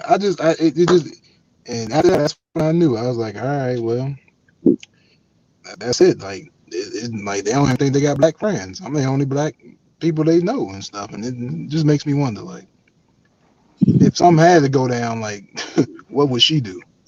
If somebody said something to her, what would she say? And how would you handle that? Right. And it's scary. I'm saying we had a guy that was that committed cowardice, that got charged with cowardice in the jail. We had the medical nurse come up to give one of the guys meds, and she didn't have the other meds that he needed. So he just goes right up to her med cart and just start opening it up, trying to take shit out. Ooh, gangster. She was so scared. And the other guy that, of course I ain't gonna name him.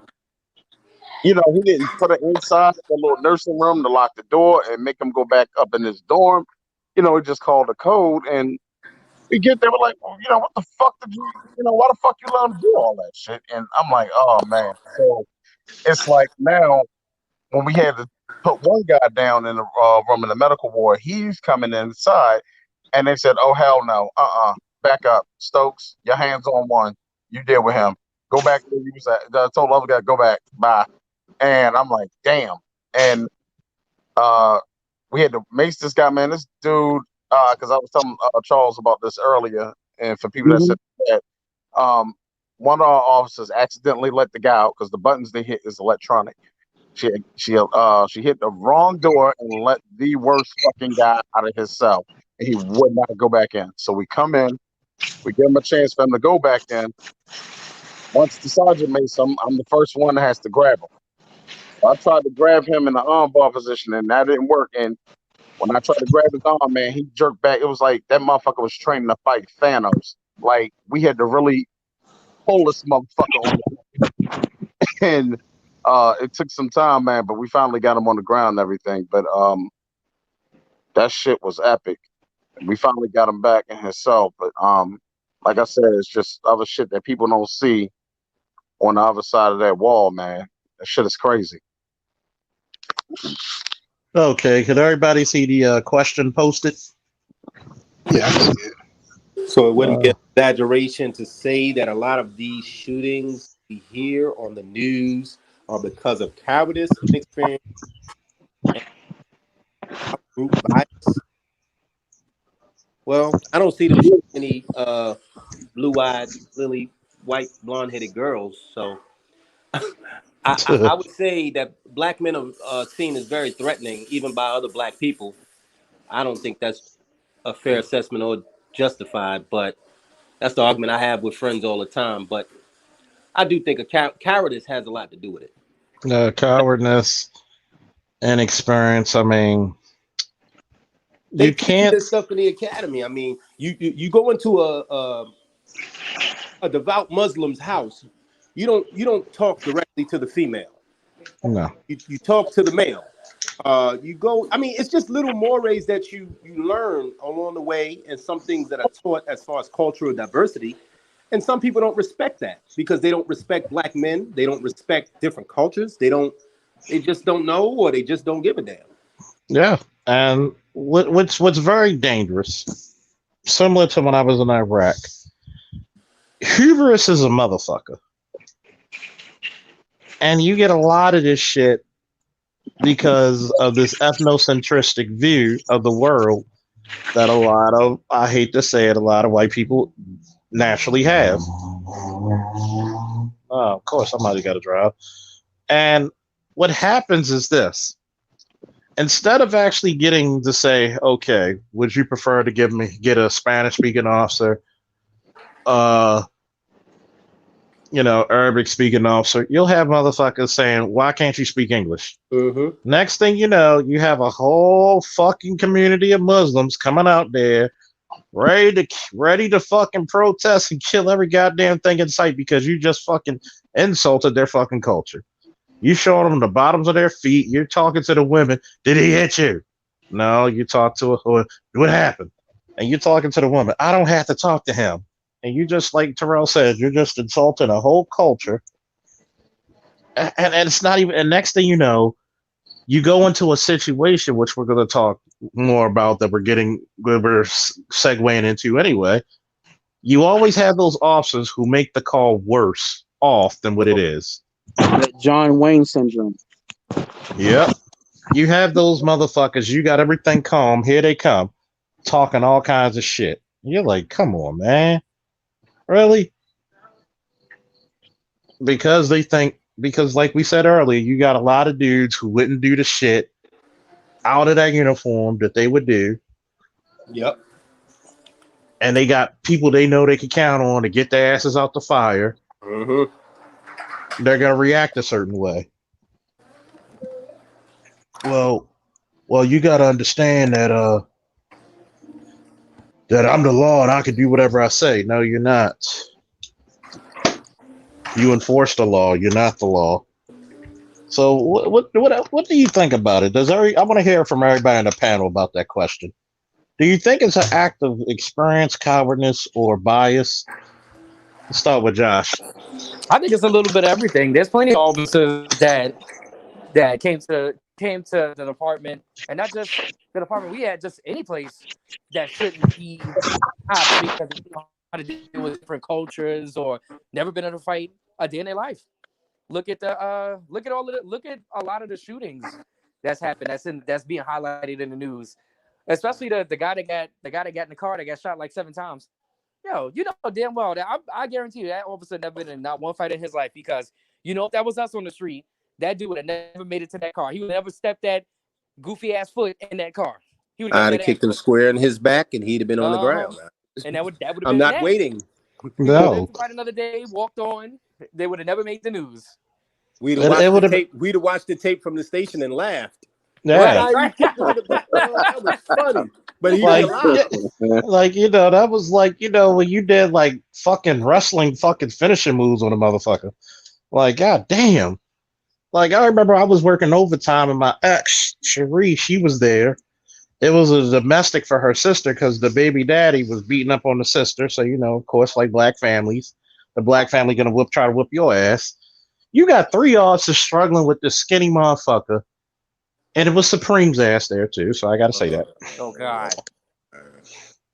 And all I did was walk up to the steps on the porch, and I told everybody to move.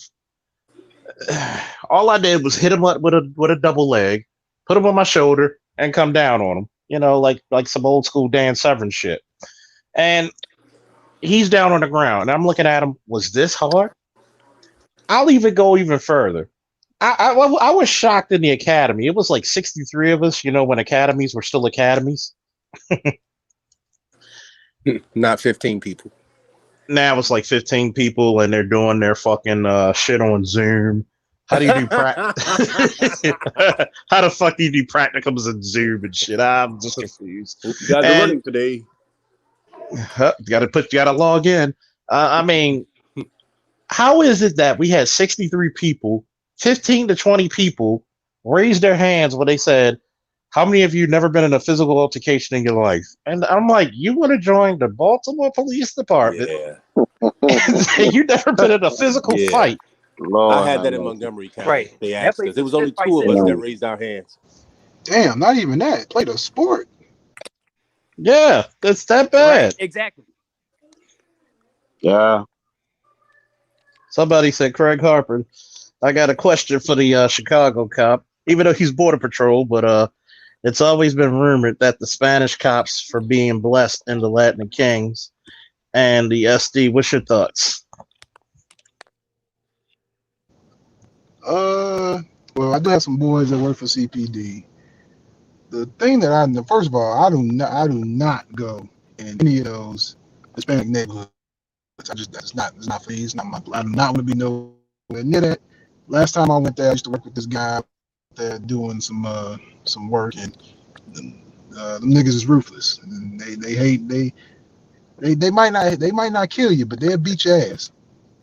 But as far as like the cops condoning anything, nah, most of the time they'll just let them do whatever because they afraid. I'm gonna be honest with you, but I would say a majority of the Chicago police force, they got a decent amount of Hispanic officers. Like I would say, like if white is the majority, the second majority is Hispanic. And you don't hear too much about no crazy stuff going down there as far as like against the community and stuff like that. So I would say I don't think they have like some sort of blessing or anything like that. But the people I know, they just say like they just let it be what it is, because you don't hear about craziness like kids getting shot up and stuff like that. There'll just be like some gang member got hit or something, and that's it. Let me see this. Royce or Hoyce. I always wondered that. I think it's Hoyce, like Gracie. But much of the incidents going bad comes from officers looking to create drinking stories to impress their buddies. Well, that's not true. Some shit just goes bad because when you're on a call and you're going through a situation or an incident, they're fluid. And what I mean by fluid, it means it's ever changing. 80% of the time you go to a call and you're investigating and you go up there and you see let's say it's domestic. Okay, the girl hit the guy. guy hit the girl. At times, even though the state's attorney hated it, since they both assaulted each other, we took them both. So what make the situation fluid, as soon as you put handcuffs on one of them, they balled up and say, you ain't taking her to jail. The next thing you know, you got a fight on your hands with two people, or one person runs to the closet trying to get a weapon.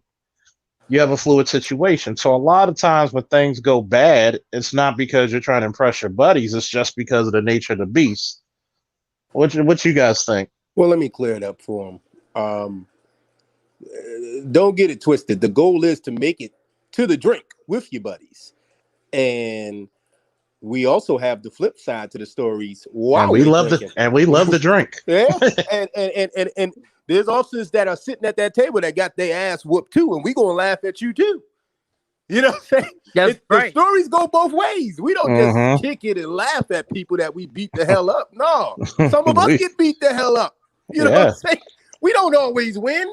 You know what I'm saying? You be like, come on now. I done had partners that got beat the hell up, shot on duty. Like, you don't always make it there, but it's still a drinking story. The point is that I pulled out from what he was saying was the drinking part. That's what I just want to say.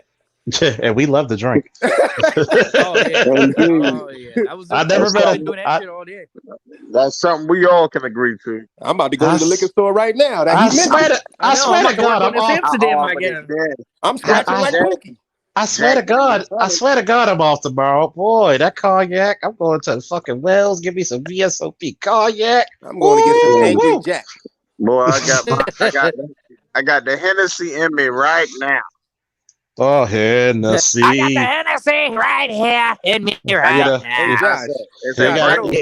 You gotta sing it into Barry White. Ooh, ooh, ooh, Hennessy. Hey Charles, I don't practice making babies. I like to get straight to the point. I practice paying child support. Straight to the point, my brother. You get the money orders. Insert name here. And unlike y'all, I'm not on the department, so I'm gonna munch on an edible, or maybe kiss my ass with that law enforcement shit these days. I've been to the mountaintop. I don't want to see it no more. He said, "I've been to the mountaintop." That's right. Like, oh my God. By the way, some of y'all need some cop friends because we got the funniest fucking stories. And the funny thing is, most people that I'm friends with always tell me, man, you never never act like a cop. Well, how the fuck is a cop supposed to act? Like I'm supposed to be like fucking Matlock with a stick in my ass? Right. I don't know what that means when people say that. Yeah. We ain't super troopers. Oh, I'm gonna tell you what a cop looks like, okay? This is what the cop looks like. From head to toe. Bad haircut. No shape up. Scruffy 80s beard. Don't talk about me, bro. Got the muscle shirt. Got the Under Armour / muscle t-shirt. Bro. Where he got the outside instead of an inside your pants pocket, he got the outside pocket with a little bit of the holster showing. Don't make me turn my camera on. He's got the and on that shirt is usually some type of cop lingo. Or the person speaks in cop lingo. I'm talking about you, she who not be named. Do not tell me 10-4 and we're not on a fucking radio, okay? I'm gonna just look at you like, yo, come on with some better slang. No, hey Charles, let me add this. And they off-duty vehicle is probably a pickup truck with one of them blue line flags with the fucking crossbones. Oh God. With the skull and crossbones in that bitch. and then they always have assorted gun magazines. Oh yeah. With an NRA bumper sticker. Oh shit, they can't even afford. Yeah. Yeah. My son bitch so bad. It's $6,000 one day. I'm up to 500. And that was my Christmas bonus. Oh my God. Always gotta talk about, yeah. Are you a police officer? How'd you know? Because of the FOP t-shirt from 5 years ago that you're wearing. And that tight ass Academy shirt that you stopped fitting 10 years ago. Oh my God. 10 years ago. Pass that shit down to your son. Extra medium. When I put on this tea, ooh, ooh, extra teas. Oh my God. I swear to God, I hate that fucking look, man. Like, are you putting these questions up there or they just pop up? How that work? They ask questions and I can just press them and pop them up.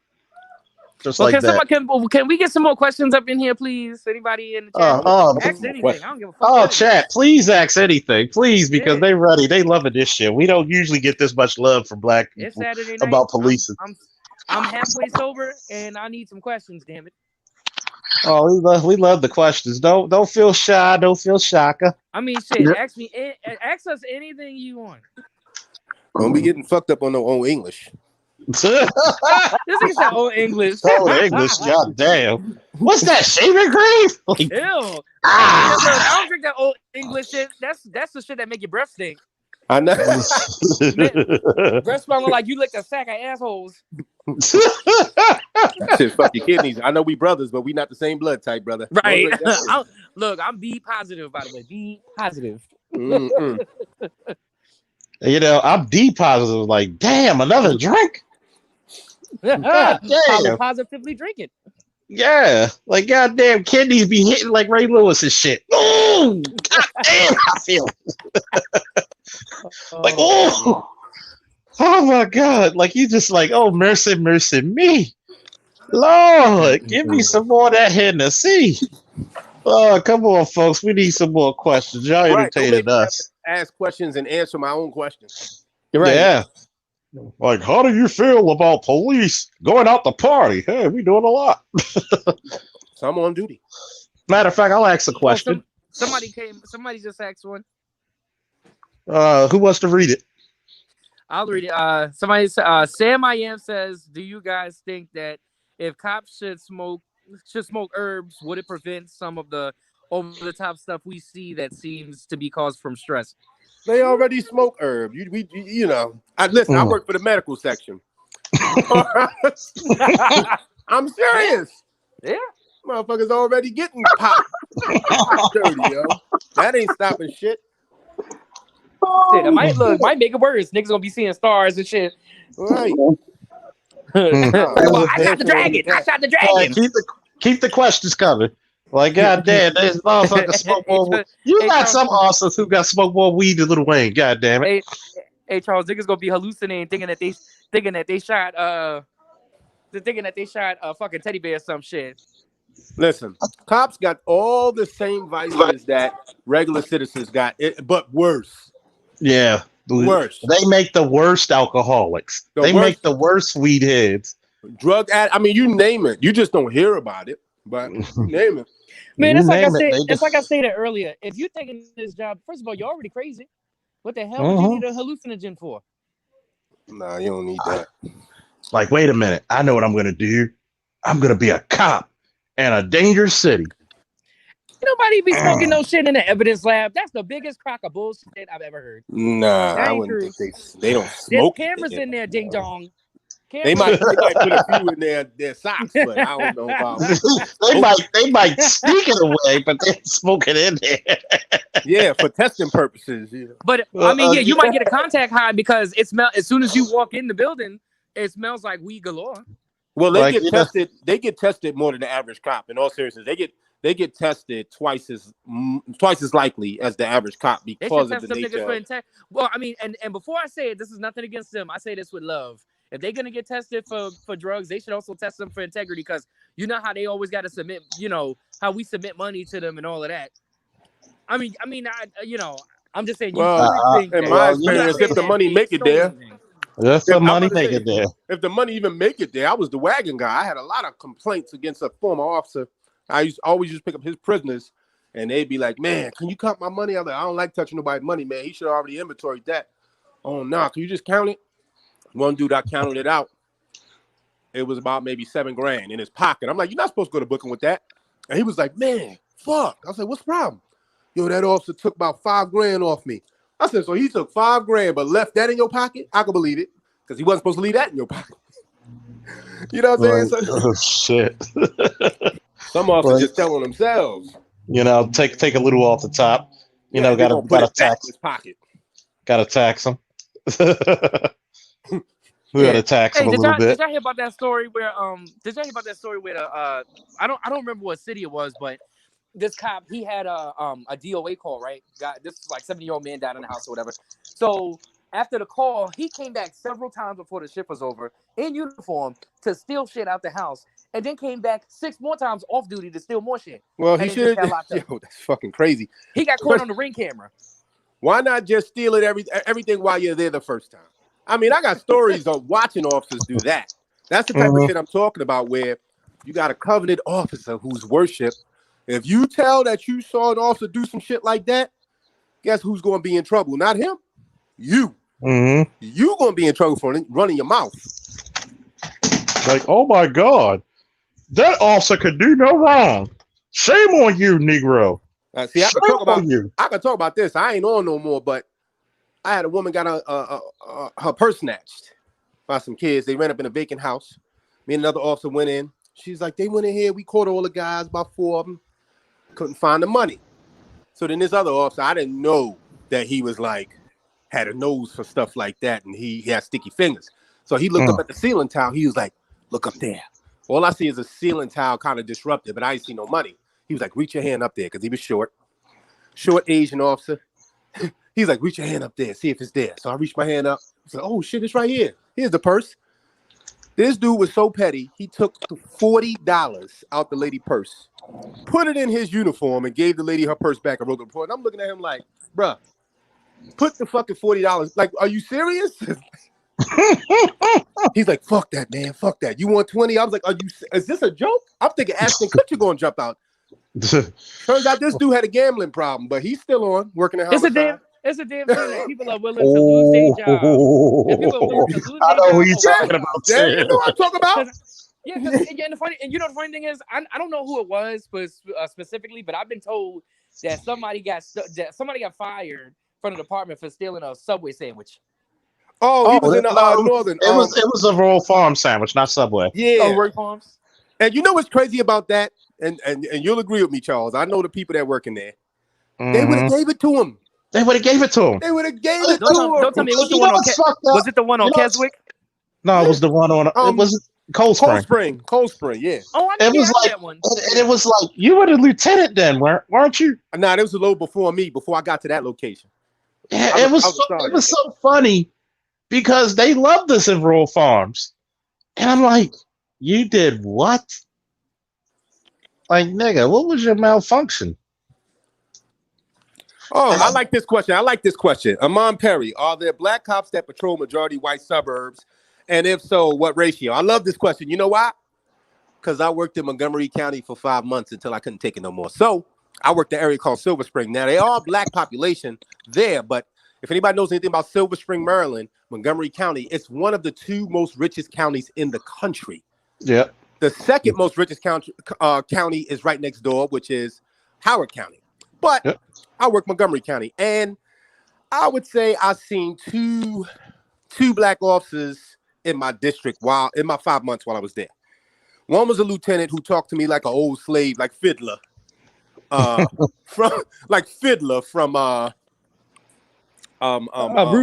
Roots. He said to me, "Listen." He walked right up to me. "Listen, I'm Lieutenant such and such. Don't let these boys take your job." When he said that, I said, "Oh Lord Jesus, what the fuck I got myself into?" The other officer, he never spoke. He just looked like a defeated slave. But those areas, I'm glad he asked that question because Terrell, he said, you want to move up in the ranks? You get from around here with that shit. Get from around here. Get from around here, boy. But look, I want to illustrate the fact that white people have the same problems we do. So they like arrest just as much as Baltimore City. I remember pulling a white attorney over who had a bunch of pills in his car. He was clearly high off of something and drunk. So I pulled him over, and I'm thinking to myself, man, I got one. And my backup officer, who was white, he just refused. He wasn't with it. He was like, "Nah, what do you do?" I'm like, "Look at all these pill bottles, man. Look at all this, man." And he's admitted he's bought pills. He's drunk. He said he just partied. We got him. He's like, yeah, man, but he's an attorney. And he said one of the bottles is his. Just one is prescribed to him. Come on, man. Like he was thinking of every excuse not to lock this guy up. You know what I mean? So you get the compassionate cop when you're out in their suburbs dealing with their people.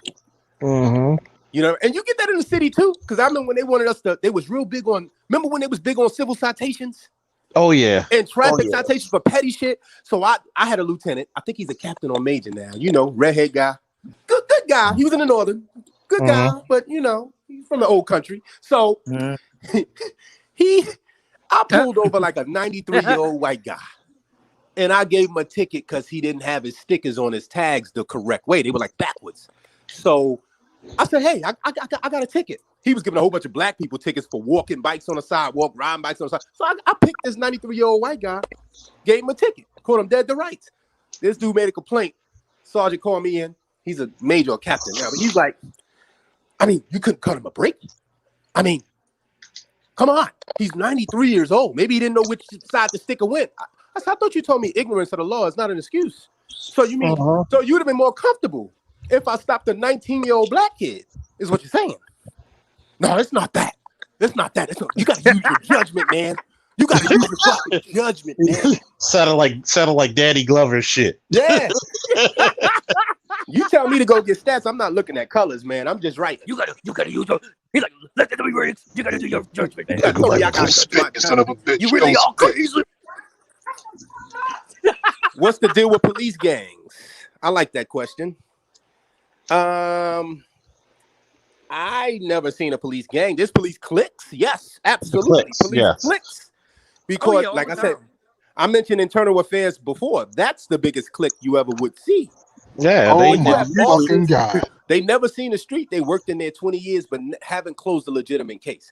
Couldn't solve a police murder if it was happened in front of them. If they was the prime witness. And by the way, you forgot one important thing. How many people at IID did worse shit than the officers they charged? That's what I was getting. Exactly. They do favors for favors. And to me, that's a gang. When you're willing to lie, cheat, and steal under the same umbrella, that's a gang. But as police officers, as the lone individual that's telling the truth. See, before, I'll say when I first started, you had to look to see who was dirty. But when I left, it was like you had to look to see who was clean. Yeah. Because not everybody's dirty blatantly, but people are going to do things around you that's going to affect your paycheck and your livelihood. So I didn't like that feeling of, who do I trust? I can't even tell nobody my problems around this motherfucker because you don't know who. You could be working with somebody talking about their sister or their brother. You don't know their sisters and brothers because they don't got the same last name, or they cousins, or that's their stepfather. Like it's a lot of nepotism. To me, that's a gang. That's a gang. Which is a policy, by the way. Please, listen. Let me tell you. Let me just say this. When I went to the Northeast District out the academy, the major was married to the office manager. Now, there's a policy against that, right? That's not collusion. So how am I supposed to even think about this when the man who's supposed to be approving my overtime and his wife is supposed to be entering in the computer? You know, it's just too much conflict of interest going on here. Yeah, and then God forbid you run afoul of either one of them. You might as well run afoul of both. Exactly. Here's another question: how often do cops train with firearms? Once a year. Man, yeah, you got once a year at the academy, unless you going back to shoot with the what is that, Charles? The rifle and less than the lethal. shotgun. Less lethal shotgun. What is that? The beanbags? You shooting the beanbags out of the shotgun?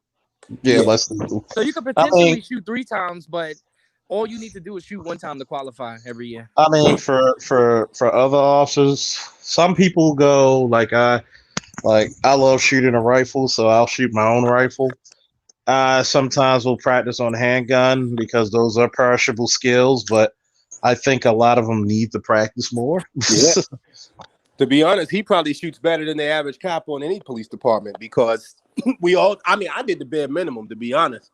I when I was off, I didn't like to shoot guns. I didn't really practice my craft like that, to be honest. I shoot a way better with the rifle and shotgun than the fucking handgun. Shoot, That's if everybody, anything, It's if usually anything, when I was off duty, I didn't want to think about being. I didn't want to exactly. think about being a police officer. But it's like they always say, the criminals are training every day. We're the training once a criminals. year. Every That's one thing I'll every say about federal. They make you like we have to shoot every quarter, every single quarter. It's like, damn, you're getting tired of it. They wasting well, bullets. a quarter of the department will be fired in Baltimore. Yeah, like if we had a PT test, good God. Oh Lord, come on, bro. Ain't that crazy? They had that clause to make you have a fitness test or what they call it, wellness test or They whatever don't they have call that. it. I mean, at It's least like they they didn't just have never it. do it unless Mm-hmm. you an asshole or something. Mm-hmm. In Unless you run Montgomery afoul County, with somebody. they gave you a financial incentive for passing at a certain level, but it wasn't mandatory to stay in shape, though. Like, yo, you get, and PG it's County's like funny that too. because They give you like an extra $2,000 for passing a PT test or something to the tune of that. So you got to choose between donuts or that 2,000. well, you No. I'm know taking that that 2K, Y'all man. want to I'm eat taking that donuts? 2K. Y'all That's want to easy stay 2K. fit and that 2,000 get some that extra 2,000 can give me more donuts. Yeah, Then you be fucked up next year. right. Give me one donut. What are you, Homer Simpson? dude, donuts. Oh, Well, that's uniquely fat if you train just to get $2,000 to buy some donuts. Yo, man. $2,000 worth of donuts. Hey, my man's getting super shape. He ripped. He like, yeah, man. You know, I did it for the donuts, man. Hey, Charles, I think you could pass any PT test, Charles, but when it comes to running, you keep breaking your pinky toe, so I don't think you'll pass that one. ah, They're gonna have to wrap your toe up. Man, you know, let me tell you, wrap it up like a boxing match. I cannot stand running. I hate running. I think God himself, when he made me, was like, nigga, you ain't running. Because I hate it. Yeah, I hate running Every too. time I loathe it. Like, even in the academy, man, we had this dude, let's go for a walk. I'd be ready to fight his old ass. Shit, I'm like Kuto on 2 feet. Oh yeah. I guess the moving, bro. See, it's funny when you get in a foot chase. You never know how fast you could go until that motherfucker pisses you off. We got one running, and I always it's funny. It's scary but funny because all you hear is this. Go down Greenbelt. Move right on 25th Street. Still going down 25th. I left my hat. I love my hat. Yo, it really do be sounding like that too. Yo, I don't know if you know Lamb, the male Lamb. Oh no! This Negro worked for me on Pennsylvania Avenue and dropped his gun in a foot chase. God damn! Let me tell you how much respect my squad had over in that area. You know, Pennsylvania Avenue is known over in Africa. Everybody know about Pennsylvania Avenue in Baltimore. So, like, if Wakanda said no, you can't come here. It's challenge there, bruh. He dropped his gun. He up there, African cat. Somebody retrieved my property. I dropped my property. So we get up there. I said, "What property you lost?" My gun. I was like, "Bruh." So I go to the block boys. I say, "Yo, there's a gun out here. I need it. I need it back, like now, today." I get a call on my departmental cell phone. Hey man, it's that such and such store right for a liquor store. Yo, go look under the box. Now, how many people you know got respect like that? they're rare. You know, Right. that's rare. I've had it like that where, look, I need my goddamn handcuffs. Right. I need this. I need something. Like, and people be like, "Oh well, cops. We act like we never do anything wrong." Shit, cops are the most fucked up people sometimes. Anyway. Oh man, let me see. What's the next question? Does the department pay for the ammo? Of course they do. Of course, because that's how they track you. Yeah, you right. we don't buy our own ammo. No, there's put it to you this way, right?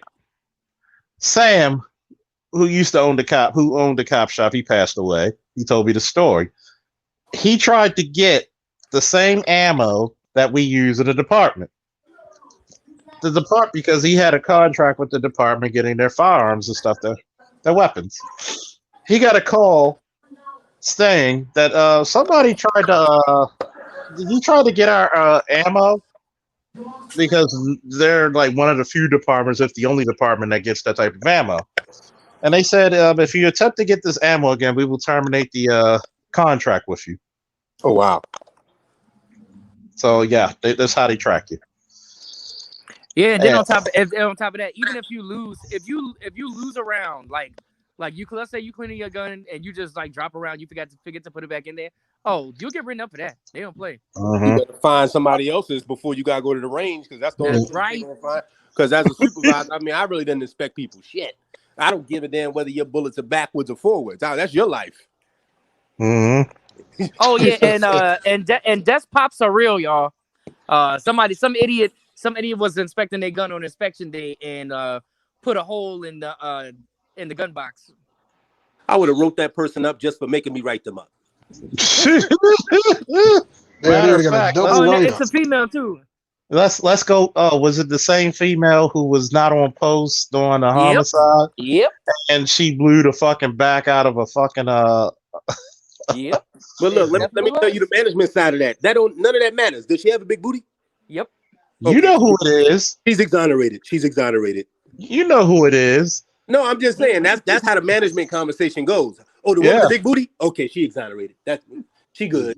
She good. Just give a little extra training. Matter of fact, you had a female side. Exonerated. Yeah, no, I understand. You good, girl. Keep bending over. The PT test. Does it go by age like the military? It's been so long. Yeah, it goes by age for the mile and a half or 2 miles. It's a mile and a half. And that test ain't shit because you gotta run it.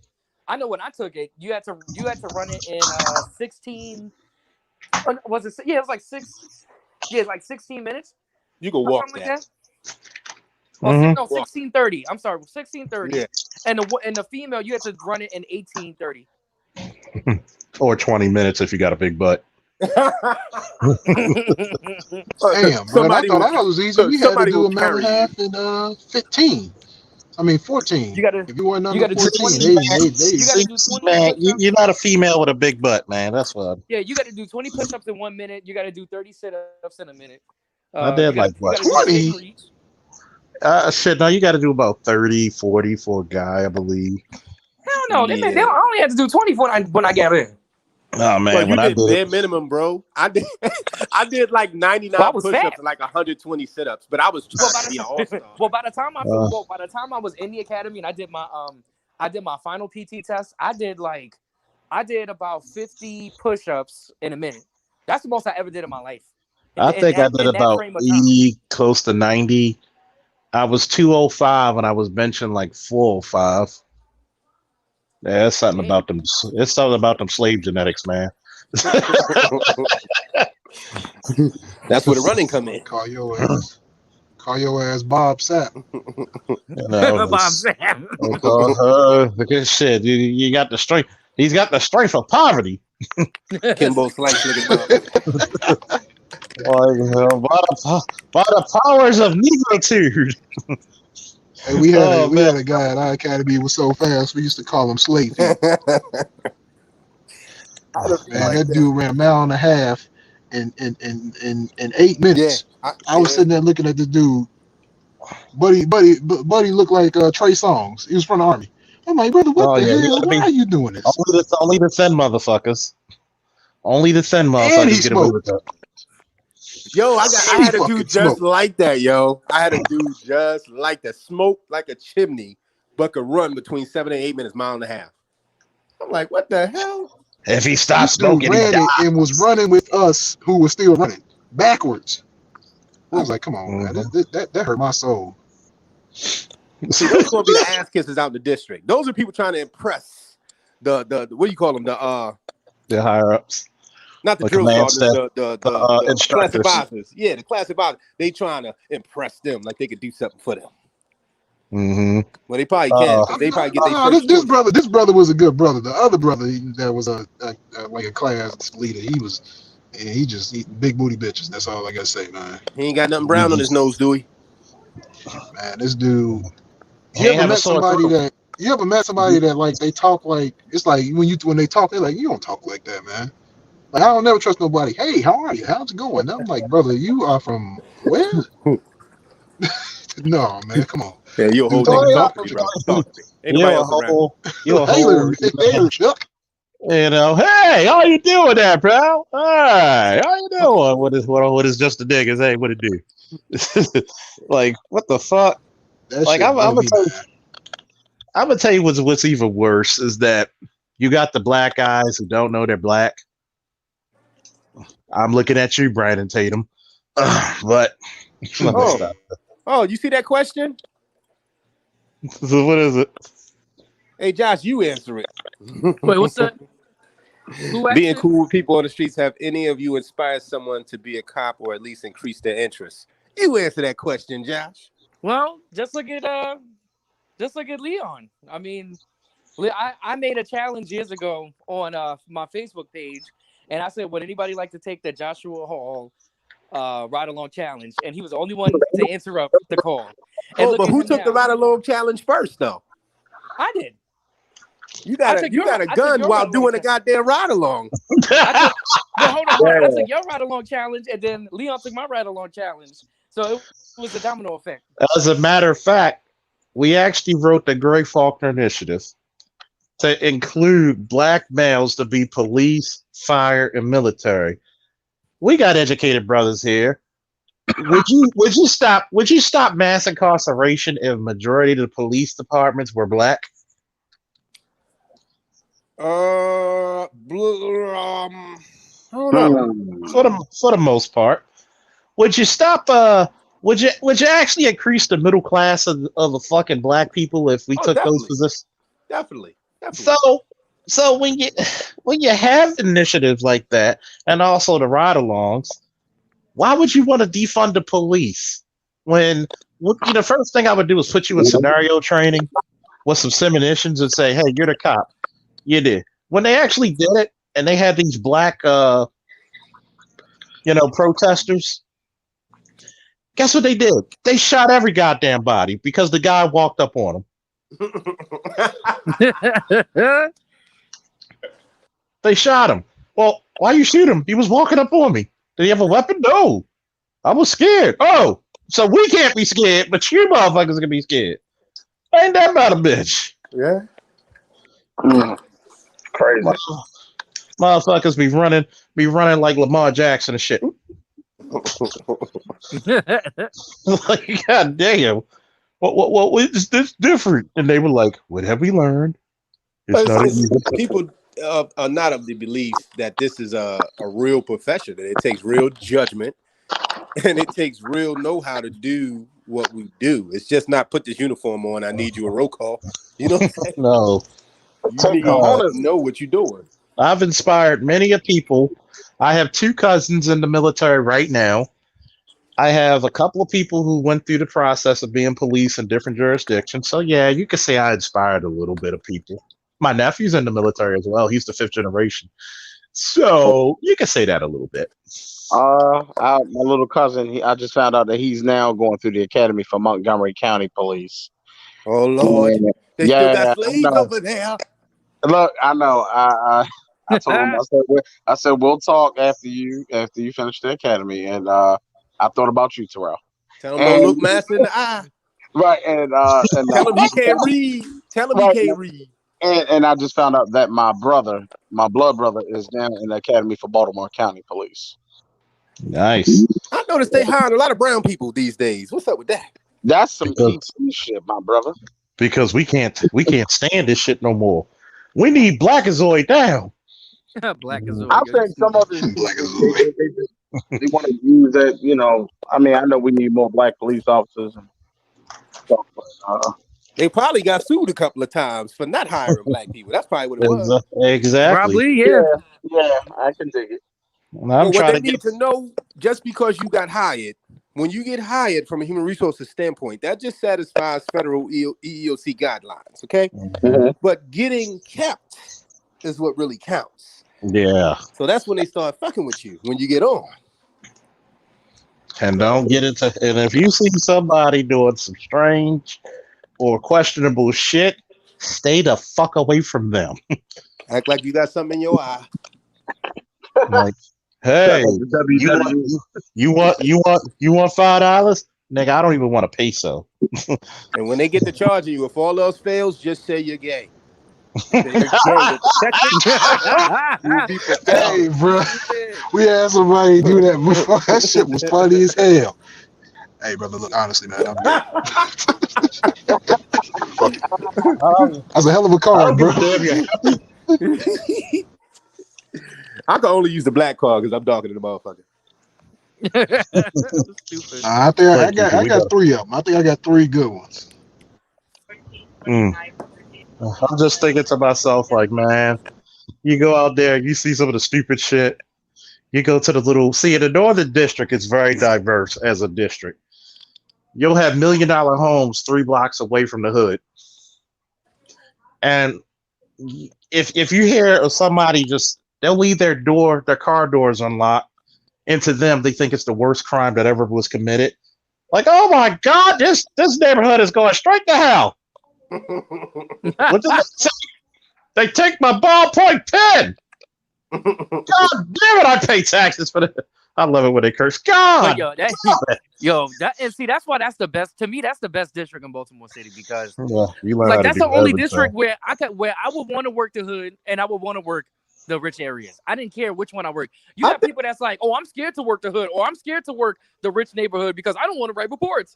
Well, motherfucker, we're highly paid report takers. You know what?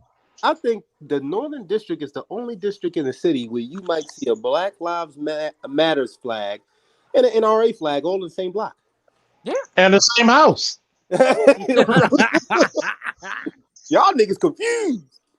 Like, what? Why? I'm not trying to get my shit broken into.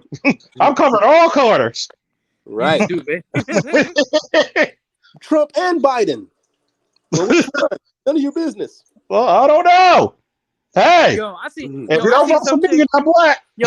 seen some like this old white lady driving in Westminster with a riding with Biden flag. I was like, bitch, please.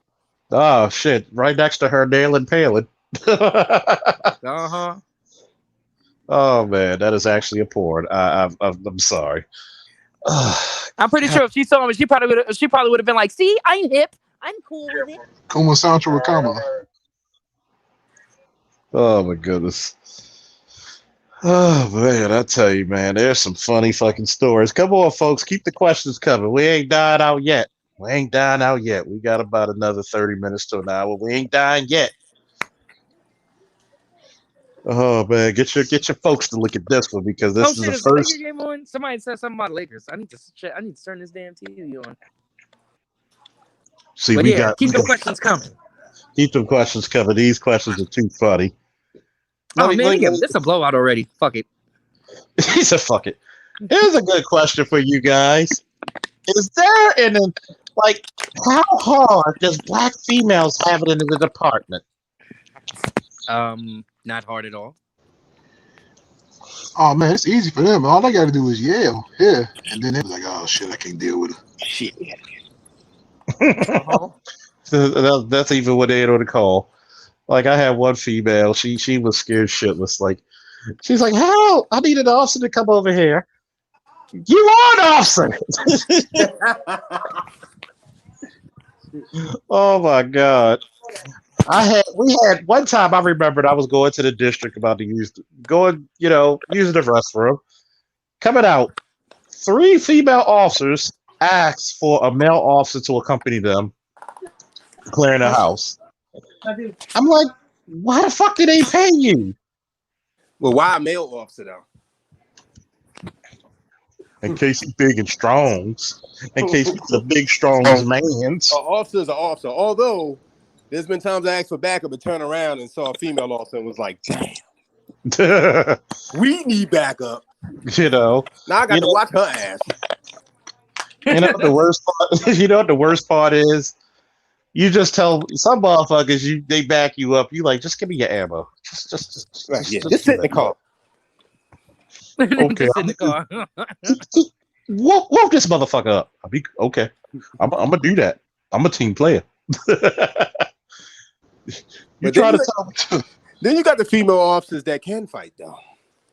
Oh yeah, that's actually magical.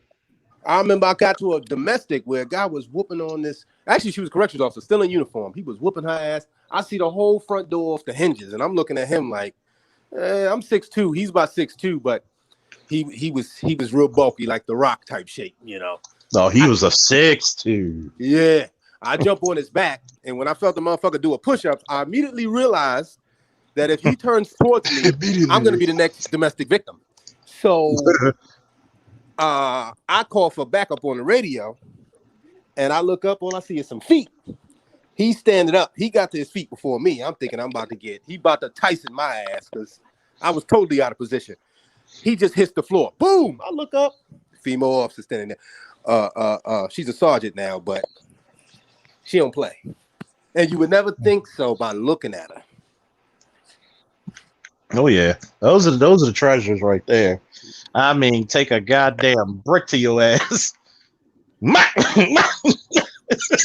my road dog. Whenever I call for backup, I can blink, and she'll be there. Well, I seen a certain 6'2" female officer that I used to work with in the Northern District. Goddamn. They know who I'm talking about. You know who she is. She chokeslammed the whole wino down the block from the 7-Eleven on 33rd Street. Goddamn. Which wino? The one that said that he was the boxer. Remember him? I can't remember. Oh yeah. I ain't fuck with him. Man. He always was peeing on the side of the building. He always was yelling at my car as I rode by. I ain't even fuck with him. Mm-hmm. Ah! Remember, I worked the midnight shift. We ain't get down like that, man. I like quiet, easy night. Easy like Sunday morning. Remember the old black dude that was always sleeping in people's cars? They dropped the 13 on me because I got into an argument with him because he tried to charge at me. And you know I like to fight, but I ain't fighting no bum. You know why? Because they could do anything. They could lick their finger and just put it in your face. Next thing you got wrong. I almost hated it. This nigga will fight over a gun, but a wet willy, he like fuck that. That shit. I gotta live. Oh my God, that's biological warfare right there. Hell no, fuck that. He gave me super AIDS. Be looking like Jeff Goldblum in The Fly. No, you know what? Nose fall off. That shit people don't think about.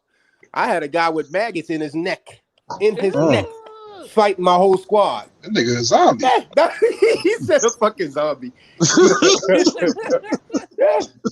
And he was one of them greasy homeless people with the muscles that look like they be doing pull-ups on the stop sign. Look like they fight pit bulls. You said this man was greasy with worms coming. He had maggots coming out his neck. Yo, I was like, do we really gotta fight this? Like, yo, did we need holy water, bleach, and alcohol? See, that's exorcism. That's why I develop a good front kick. The Sparta kick. You know, I mean, I added some silver the shit out of some motherfucker, man. It was this old fucking lady. She tried to come with me, and she dug in her ass like she was mining, and she pulled out this caked up turd, and she was trying to reach for me. Man, I kicked her so fucking. Dude, this is how she looked when I kicked her. Are y'all ready? Look at the screen. Look at the goddamn screen. This is how she looked when I kicked her.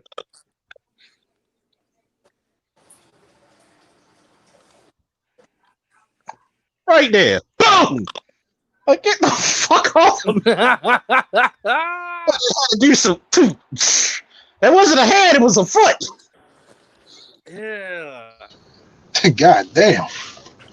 Did you see that question? Can I give him some management truth on that? What's the question? This one? It was something about Democrats and has the Democrats. Yeah, go ahead. I just want to tell some real shit that I seen from management perspective. There's always an initiative going as far as funding, always an initiative going. And you know how we track those initiatives? Paperwork, stats. So whether it's Republicans or Democrats, it's going to translate into arrest because that's the only thing that they can calculate by the numbers. They're not going to build community centers because you can't calculate who you're saving. You can't calculate who's benefiting. They only count the negative numbers. So that's where that money goes. And the rest of it also goes towards initiatives that are called overtime pocketing money. So yeah, when I came out, you had federal funding, federal grant money. You had to spend it all in order to get the next grant the following year. So even though there wasn't enough officers even to work the overtime, that's when you got overtime fraud. People are filling out overtime slips that they never really work because we have to spend this money regardless. See, if I was still on, I couldn't say this, and I'd probably be dead. You can't tell these secrets. See, y'all need to like, share, and subscribe. Matter of fact, can I get about 3 people to donate, please? There's the Cash App and the Ticketer, please, because y'all getting this is actually a conference from multiple jurisdictions, multiple years of experience, different ranks. I mean, come on, y'all got to share this with your family members. Get a couple of donations. This is the first time I believe in Black YouTube history that y'all got a guy who have all these people up here like that. Here's another question for y'all right there. What? Come on, folks. We need some donations coming up in this motherfucker because guess what? I give y'all this conference, giving y'all the good shit. Oh no, you ain't even got your boot on. I took mine on too. See, what is that? What is the NFCA? I was just about to say that. What does that stand for? What does that stand for? Like some college sports shit. Like, yeah, look like the UFC, the college version of UFC. What does that stand for? Because a lot of jurisdictions may not have heard of that.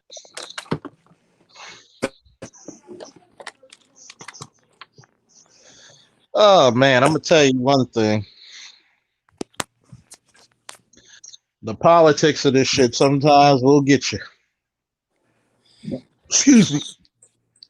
And lately, I'll say this, in Baltimore, you've been getting a more hands-off approach. Understandably so, because that's the police people want. But then you probably could drive butt naked up North Avenue while smoking rock, and nobody will pull you over. Oh man, thank y'all very much for the donations. Thank you. Roll call be like, word up today is don't do shit. Exactly. Don't make me right. See you in 8 hours. That's right. If you stay alive. And somebody bring me a goddamn coffee. And a goddamn hoagie. Hoagie eating motherfuckers. Ham hog eating. Yeah, fat ham hog eating motherfuckers. But don't barbecue at the district no more. That looks a little ghetto. Oh yeah. No. Remember, we got to cook in the back. They bogus as hell for that one. Turn your cookout music off. Oh yeah. Oh man. Somebody fucked up and played something that had nigga in it. Oh man, it was over after that. That shit was. Hey, brothers, I did want to ask y'all a question. Do y'all feel like you get more bullshit from your coworkers than the actual people on the street? At times, yes. There are times you want to fight a motherfucker. Like just saying dumb shit to you. Yeah. I mean, just being petty about just stupid shit. Oh man, thank you, Sam. Hold up, thank you, Sam. Thank you, Vernon, for the cash apps. Go ahead. I had this one guy when I first started, man, and he was a Marine. And this dude comes to me. I'm fresh out of cat. I don't know what the hell going on. I'm like, all right, I'm here. This dude comes to me. This open palm of his back just smacked the back of my vest. I turn around, ready to kill this motherfucker. I'm like, oh, and then, I ain't know. You ever? I'm trying to think. He looked like remember Dopey from Family Guy? The Dopey dude. Just imagine a swole Dopey from Family Guy. I don't know if anybody remember that. And that dude told me like, hey man, I'm glad you made it back, man. My name's whatever. I'm like, I said nigga, because I'm the type I can't stop saying nigga. That's probably thank you, Leo, for the cash app. I can't stop saying it. But I was like, nigga, if you ever hit me like that in my back again, I will fuck you. Like that shit pissed me off, bro. And it was just like in the middle of everything. And then, the other high up laughing and shit. I'm like, this shit ain't funny. Like, man, I'm not your kid. Like, what the hell? Better. When I was a rookie, that same officer who stole the money out the ceiling smacked me on my ass one day. And when I dug in his, he was like, "That's my fault. I thought you were gay." I'm like, "What the What? Yes. Wow. Oh no, Are you dog. serious? Oh Yes. no, bro. Wow. That dude was Yes. basically What? begging for an ass whooping. Well, you What? talking about a 5'4" Korean guy. So if I did what I wanted to do, who would have been in trouble? That's also, like I say, as a black male officer, That's a setup. you can't be a victim. I don't You care what can- happens to you. You cannot. can't be a victim. You know what? I got a great story for y'all, man. You know, hopefully this don't ever. Man, it was a guy, allegedly, who allegedly got pulled over drunk with his duty weapon. Federal officer. Guy cuts him off, gets mad, road rage, gets out his car, pulls the guy out, has his gun out on him, allegedly, and pulls him over, dude's like this arrest. Police come, they confused, like, what the hell's going on? This dude cut me off. And gets arrested, gets his gun taken, and was on administrative leave for damn near a year. And got my man is back working. Of course. And getting overtime and everything. Of course. But we had a brother who got in trouble for badging, and yeah, brother, you gotta get a 2-week suspension for that, man. That's just wrong, brother. You can't be doing that. And because the officer said that he was in Minnesota, and they said he tried to dine and dash, and the officer was trying to fight his cousin. He was just like, hey, look, I'm officer, and like, chill out. And got caught up with IA with that. But this dude did all this craziness, and he was just gone. He had a year cool down, and now he back with the new guns we got now. They gave him a new one. Wow. You gotta learn how to use those. And when I saw that, man, my heart dropped, bro. I was like, what? Every time I see the dude, I just look at him, I'm like, this is Jesus. Because this dude just literally, like, if I considered doing some crazy shit, hell, if I probably just dropped my gun or something, I'm out. But if you looked at your gun strongly, no, come here, give me your bad gun. Oh, give it here. Come on, go home. Like, and it's funny because a lot of black people still to this day wonder why it's important to have some black people with some goddamn common sense, with some empathy on the department. We don't even understand nor comprehend what the fuck goes on that's preventable. When I hear people talk about why don't the good officers point out the bad ones, one, a lot of us don't see when they're doing something fucked up. That's one.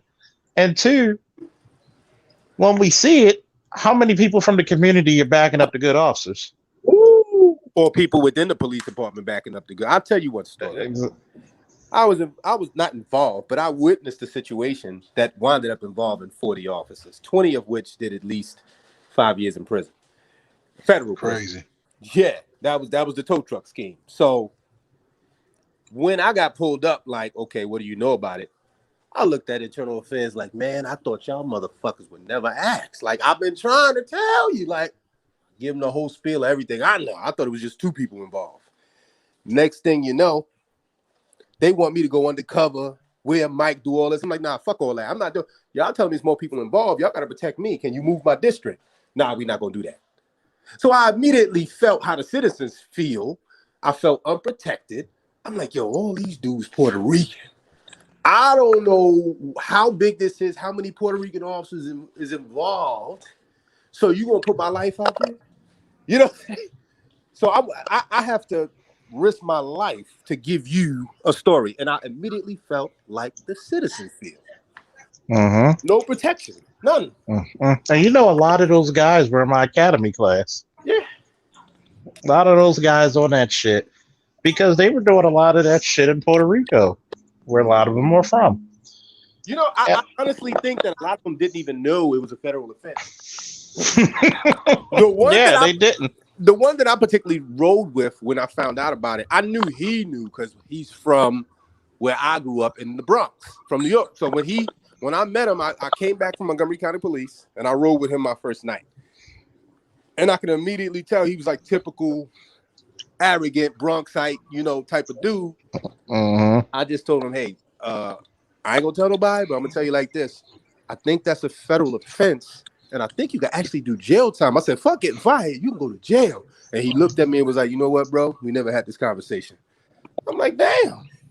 Next thing you know, where was he at? Federal prison. I think I got a prison sentence. Then when they called all of them, they told them to go to the academy because they had a they was giving out awards. Then they get to the academy. Yeah, and the commissioner take off all of their badges and put them in the wagon together.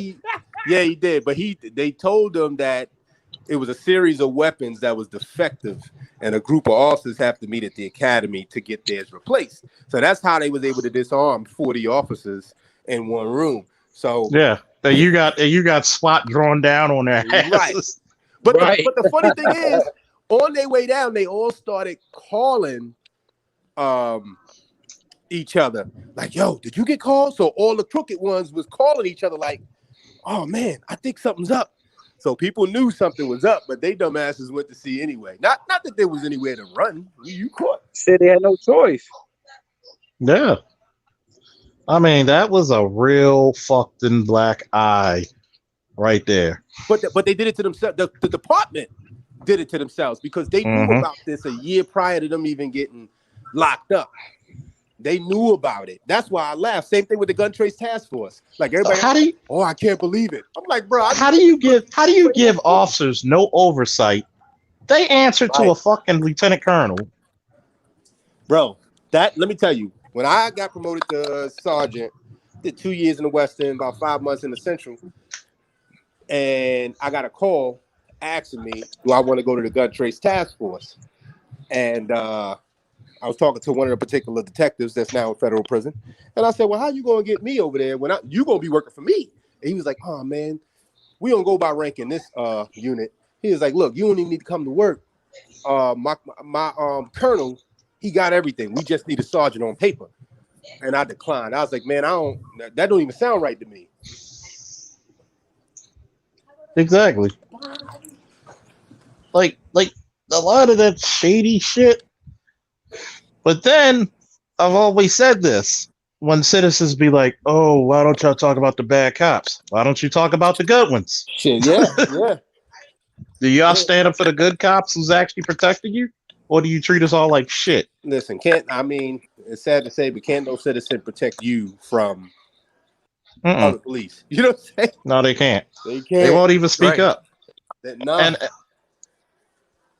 And it's crazy because you should actually want to be more involved with your police department. Know the people who are supposed to protect you and your family. Well, when I was on, I used to say when they was talking about civilians for the trial board, everything, giving civilian review boards more power. As a cop, I said, man, that's crazy. All citizens hate police. Everybody's going to get fired. But then when I came to the other side, I'm thinking to myself, you know what? You do need civilians because police are incapable of policing themselves. Incapable. It's impossible. That's like you going to trial for a murder and you the judge. I'm determined I've done nothing wrong. Matter of fact, I'm going on vacation, paid. Here's another question.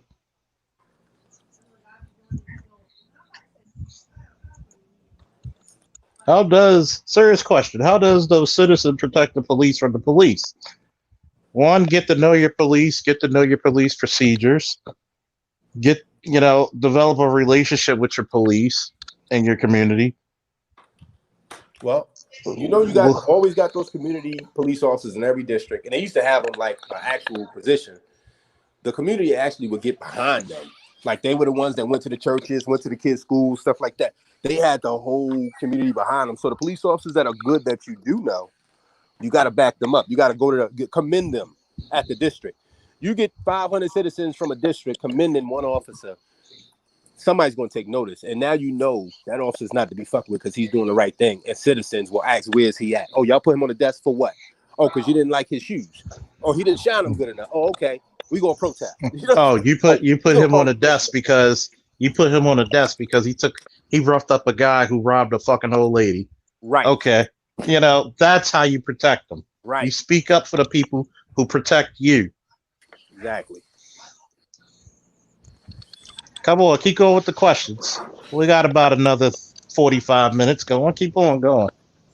You know, federally, as a federal officer, I can't swear or cuss at nobody, something like that. I can get in trouble for that. You know, they've recently done that to us too. Yeah, the police department's That like shit that is the too. funniest shit. I'm like, okay, this lady, I got cussed out by, and the airport is crazy. I got cussed out by an old Korean lady, and this old Korean lady, okay, when she come to me, she said, "Fuck you, I don't want to pay this shit." I'm like, well, you don't get a choice, man. Well, fuck you, fuck it, fuck. I'm like, what the hell? So, and then she said something she shouldn't have said. I don't even want to repeat it. She said something she wouldn't have said, and I told her, I was like, look, bitch, if you do some like, I was like, look, you better shut your ass up. That's all I said. Look, bitch, you better shut your ass up. Tell me why I get walked into the office, sat down like, another Bill Duke moment. No, you done fucked up, right? I'm like, and they playing the tape, and in the tape you hear, bitch, fuck this, fuck this, fuck this. And I literally was like, ma'am, you're gonna have to pay. Then the minute she say something she shouldn't have said, they're like, yeah, well, yeah, you can't do that, man. We gonna have to. And I'm just like, what? I'm like, this lady literally talking reckless. I give her the benefit of the doubt, but then you try to throw me, and that's what I knew. Working the Windmill Gate, those 3 bodies. Oh yeah, we all know that. We all know that sound. We got what? Oh man, that a similar situation happened to you, Josh. That's where the ham hog eat motherfucker line, ham hog eat motherfucker line came from. I'm not gonna lie, that shit was classic, man. No, the dude was calling me long story short, got flagged down. The guy wanted me to do a police report for someone bringing it to his car. Mind you, it had just finished raining. It rained all up in his car. So I'm like, okay, cool. I'm trying to take the report. He keep putting his finger up, like he get on the phone. I'm like, dude, I have to collect the information so I can write the report. So then he's like, yeah, I demand that you dust my patent leather seats for prints. I said, sir, the seats are wet. What am I getting off of that? And he's like, you're a bitch. I'm like, are you serious? So I keep calling for more units, sent nobody. So as soon as backup get there, the guy calls me every name in the book, wife jumping in my face, and I call him a ham hockey motherfucker. I get suspended for that. But yeah, nothing happens to the dude. You got to report everything. Amazing. I know an officer who had his camera on. He was in the patrol car and cursed at himself. He said it's hot as a motherfucker. He got suspended for 2 days for that. That's ridiculous. Let me tell you something. That movie Demolition Man, it has come to life when it comes to policing. Here's another question from Sam I Am. Classic name. What do you think is the best ideal cop job? Cops down in South Beach, Miami seem to enjoy their job, LOL. I wonder why. I mean, when you're looking at ass all day, who's gonna say it's a bad job? Exactly. What you gonna do? Hey, we got somebody. He slapped the lady's ass. And it was a big old ass. Matter of fact, I'm gonna slap it too and go after that creep. Hey, Charles, somebody said, how far away does the radar see me speeding so I know how much time I have to slow down? We don't do that radar shit. He thinks that we have a state-of-the-art department. We don't even have updated computers. Come on. We still got Dells. Nigga, we still got Windows 98. Come on. We still got Gateway computers. Gateway. Hey, bro, we put our overtime in basically MS-DOS. Like, I'm no cap. MS-DOS, bro. Well, when I came on, we had LiDAR your camera for a short time. You want your camera on? Oh, there you go. We had LiDAR for a short time, but if they can see you, then you're caught. Like, basically, if you can see that cop, he got you already. Like, use Waze. Like, they tell you the cops up. Yeah. Like, oh shit, they got LiDAR. Right. Too late. He said, shoot. And Mon Perry said, shoot, I wanted to know that too. Oh my God. They ghetto in the city. I used to write speeding tickets by pacing people. Huh? You ever wrote one on like that? You pace somebody? Yeah, he was doing 50 and a 25. How you know? I paced him. Because you pay some by the car lengths. That's that old school policing for all y'all damn bucks. Ain't got no damn, damn, that's how we showing our age now, man. Oh shit. Oh my goodness. Like nowadays, remember the old Mars books? Were you here, Josh, when we had the Mars books? That wasn't that long ago, bro. It was like about what? Nah, it has to be like what, 5 years? Yeah, so you were here. Maybe like 5-6 years ago. God damn, I still got one in my locker for antiquity purposes. Dude, I love the Mars book, man. Can't draw, okay? I failed art. I could draw. You know, hey, little card. One time I was being such a prick to my sergeant, so I was actually like detailing the cars, put a little windows, put like little plates and shit, put little trees on it. I tinted the cars when my patrol car in Northeast. I used to wipe the steering wheel off. That was before Corona. Oh yeah, I used to spray it with like fucking Lysol. Oh my god! If y'all really want to talk, I'm glad you brought that up, Terrell. You really want to talk about the horrors of policing, man? Oh, imagine getting a car from one of them, the really fat ham hog eating motherfuckers. Smell like ass. I mean, smells like half a bag of Cheetos ass. And then if you really know what some midnight officers do inside that car, you might want to put like a blanket down to drive it. Don't use the black light. Don't use the black light. Don't use that black light. I know. I got a friend, Man, look, the truck they gave me, the whole left ass cheek part of the seat was blown the fuck out. I don't know how they had that. Like that's one hell of a fart. Shit. Oh shit. God damn. Like, oh man, there was a certain sergeant, right? He was so damn fat.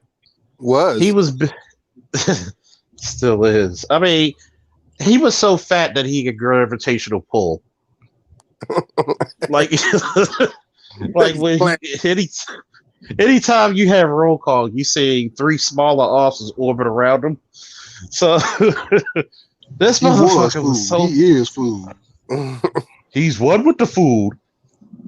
Like the motherfucker was so fat when Thanos snapped his fingers, the only thing he lost was 10 pounds. Like goddamn, this motherfucker was notorious on breaking car seats. How the fuck do you break car seats to the point you had to put milk crates in the back of you to sit up? Oh, I've seen that numerous times. Like, you're so fat that your gut reaches the steering wheel before your hands.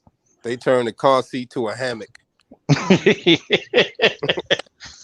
Like, God, all I'm thinking about that episode of Family Guy when the people was like, when they had that fat meeting and everybody was trying to get up. That's exactly how it looked, especially when we had the Freddie Gray marches and shit. And oh my God, it was so bad. A lot of people were on medical because they was on their feet too long. They ain't walk nowhere. And they Lord, what happened? Too fat. We had to run up some steps. How many flights? Just one. Work out. Fuck you talking about? Nope. That first, well, they look at workouts like racial slurs. Oh, yeah. Oh my God, man! The riots the first day. Did you work the riots the first day? Oh yeah. Oh my God, that shit was like coming so bad. I had to leave him out the window. Hey, since we talk about the riots, what was really the first day? Was it that Saturday when me and you was at the was working at protest at City Hall? Was it that Monday? It was a weekday because kids were in school. Oh yeah, that was up Mount Diamond. They called me in like around 12 o'clock in the afternoon to come up there. That was a Right up total my. planned riot. Oh man, But the thing If again y'all is that wanna they knew it was coming. Yo, the kids was talking about it on IG the whole matter of fact, hold weekend. up. You gotta know how to sell it to the people. Give me a woo in the chat if you want us to break down the Freddie Gray fucking riots. Woo! Woo! Because we're gonna break down the absolute fucking planning strategical failure of how that shit went down. Go ahead, Josh. Well, no, I will say this because I can't say too much because I got to get ready to go. But I will say this: when I was in roll call in the atrium that day, never forget, the commissioner at the time said you're not gonna wear your gloves. You're not going to look badass. You're not going to swing your batons. You're going to stand there and look presentable. And I never forget, I remember telling the officer to my left and to my right, I said, look presentable doing what? Getting our asses kicked? And that's exactly what happened. I didn't get my ass kicked because I wasn't in the Battle of Hamburger Hill. But I just... said hamburger. I'll just put it to you like this. Like, he went on, months later, after it happened, he went on CNN, and when they asked him the question, did you tell him to stand down? And he said, no, I wanted to go through the screen and slap the shit out of him for lying. I wanted to front kick that motherfucker. Let me see. What's your favorite for duty weapon? I'm going to buy it. Well, in the Baltimore Police Department, we can only use the Glock 22 and 23 for detectives or undercover, 27 for the same. But the duty weapon for 90% of us is the Glock 22. So let me see. What's another one? Is there a weight limit in being an officer? If there would be, 60% of the department will be done. I seen a sergeant that was the size of Yokozuna years ago. He was like 5'2" and 500 pounds. I never forget that. This was during the riots. He was as wide as he is tall. Yeah, yo, he was big. Like, yo, even his gun belt was hanging. I ain't never seen nobody look that big. How the fuck your gun belt look like a hula hoop? Right. Oh, me and my whole squad got our ass kicked that day. They had me. We took like 300 last stand, and I was Leonidas. Oh shit! They whooped our ass. Just 2 men. Like, and the funny thing is, I wanted to go up there, like, but they just put me by myself and was like, oh, just watch Baltimore Street. I'm like, really? I want everybody to pay attention to this question, and I want everybody to fucking answer this question. I want everybody to answer this question, man. Everybody's got to answer this shit. Oh, I like it. What's the percentage of female officers that get or have been passed around the department? Do you really want the answer to that? It's too easy. It's too easy. Hey, Mike, you still there, Mike? I know Key just got back. I want all you motherfuckers to answer this. It's a 90 between 90 and 95%. Yeah, I say about 95%. I won't say they get passed around, but they break touchdown records. I mean, when you average about 7 bodies a district, and we only got 9 of them motherfuckers. I mean, I'm trying to think of the good girls. I'm trying. Like that don't got no police bodies that I know of, and less like 2 or more bodies. That's what I'm thinking. Define good police girls.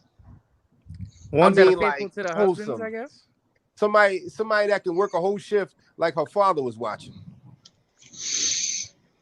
Yeah, somebody said 90. Goddamn, yeah, it's the truth.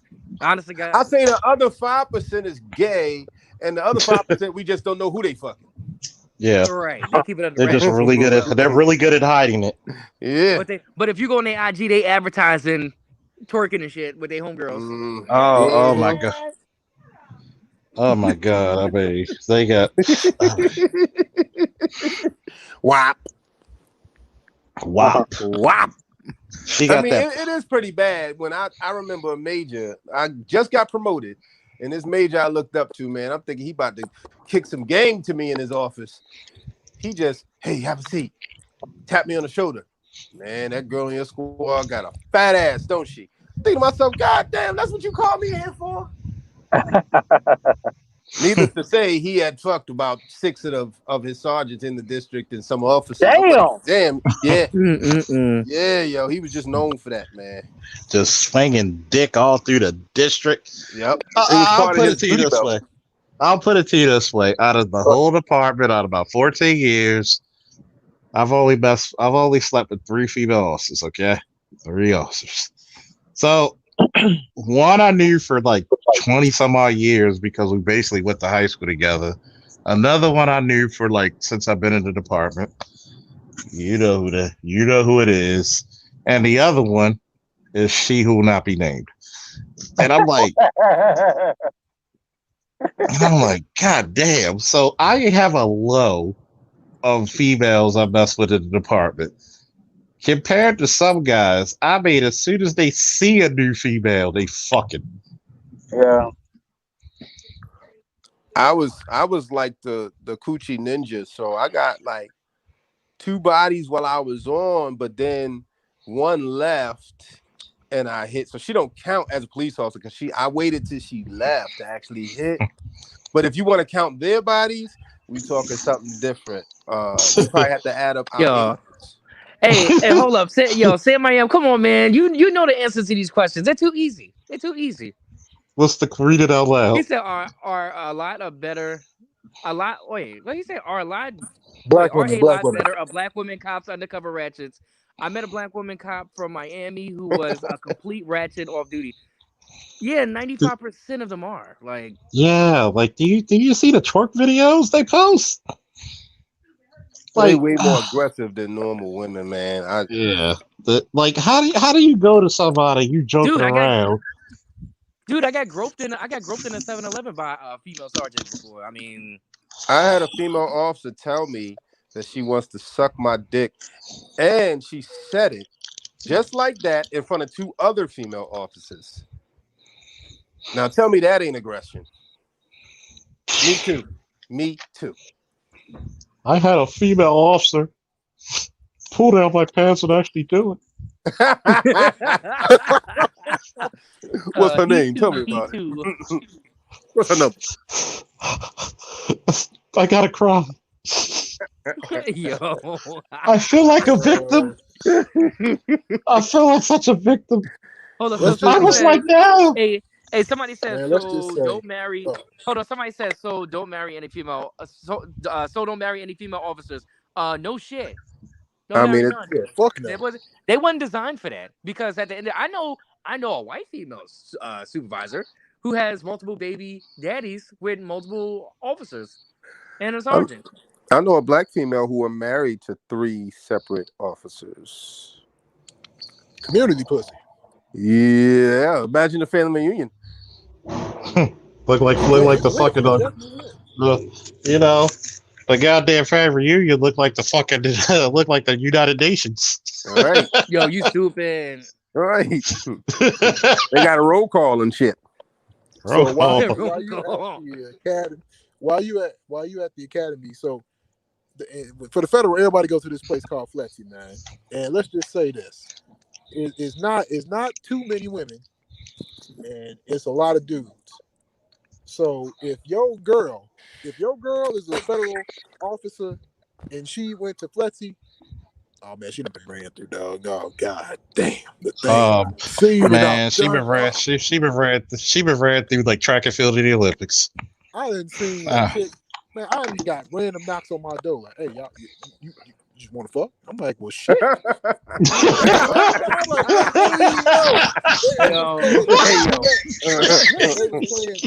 like, oh shit! Oh, my stomach hurt. You want to fuck? Why? Sure, my show is going off. My show's going on. I'm looking. It's a white girl. And oh my god, you niggas so funny. I kicked myself off the panel. Oh, go ahead, finish. Yeah, fuck. I'm like, well, shit. I mean, well, you came aggressive, but come on in. Like, here, grab a beverage. Grab a beer, pick your feet up. Let me wash my nuts. This is unexpected. Oh man, do you know how many times? I'm not naming names. Shut up, Josh. How many times people? A certain female officer would just come over there and just take her gun belt off when I'm home or off and just do some things. I'd be like, God damn. Yeah, nigga, smore you the nigga flavity. That's what friends are for. Yes, and that was very friendly. So somebody said, so cops be fucking like that on the force. Do they? Absolutely. Off duty, in between duty, before the shifts, after the shifts, on your days, on your B days, on your PP days. I'll say this.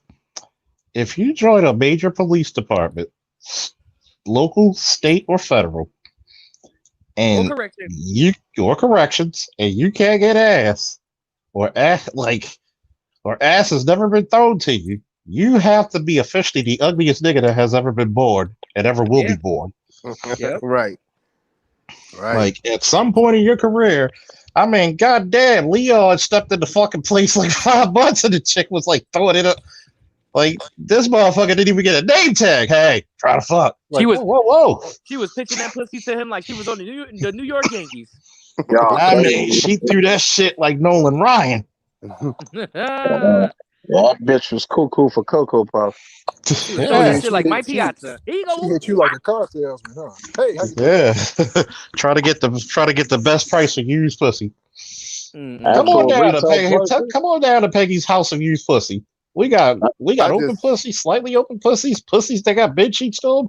I must caution, I did work for the medical section of the police department. So like 50 says, get the strap, because a certain cadet sent a whole entire unit to the clinic. You know what I mean? So these are the things that happens. It's a small community. Wait a minute. Say that shit again. Oh my God. Wait, that man. Hey, look, on that note, I'm gonna holler at y'all. I gotta back out real quick, but I'm gonna give a big woo before I roll. Woo! Thanks for being up here. Oh man, this might be a monthly or weekly thing. What you fellas think? Oh man, this is too much.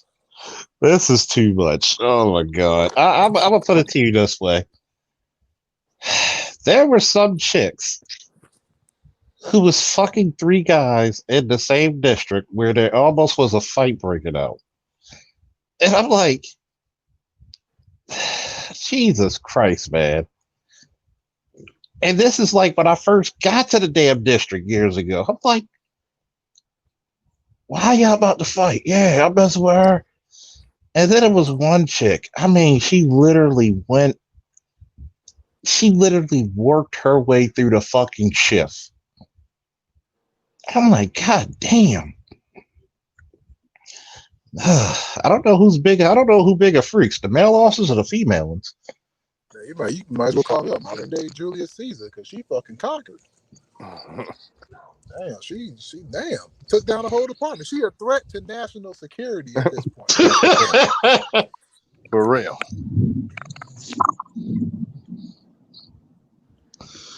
Oh my God, fellas. Man, I remember I got invited over to a crib randomly. Like, hey, I'm like, okay, these people cool. I'll come over, sipping wine, having a conversation, talking. Met the person's boyfriend. I'm chilling. I'm about to leave. I'm on phone. Hey, call this person. I call this person, and I'm on the phone talking. I'm like, man, yeah, she had a real nice crib. I'm like, man, she had a nice crib, all that stuff. I'm like, damn, man, what more does she need? This chick whisper get all up in my ear, whisper like some dick. I'm like, whoa. I just hung up the phone and just, man, allegedly.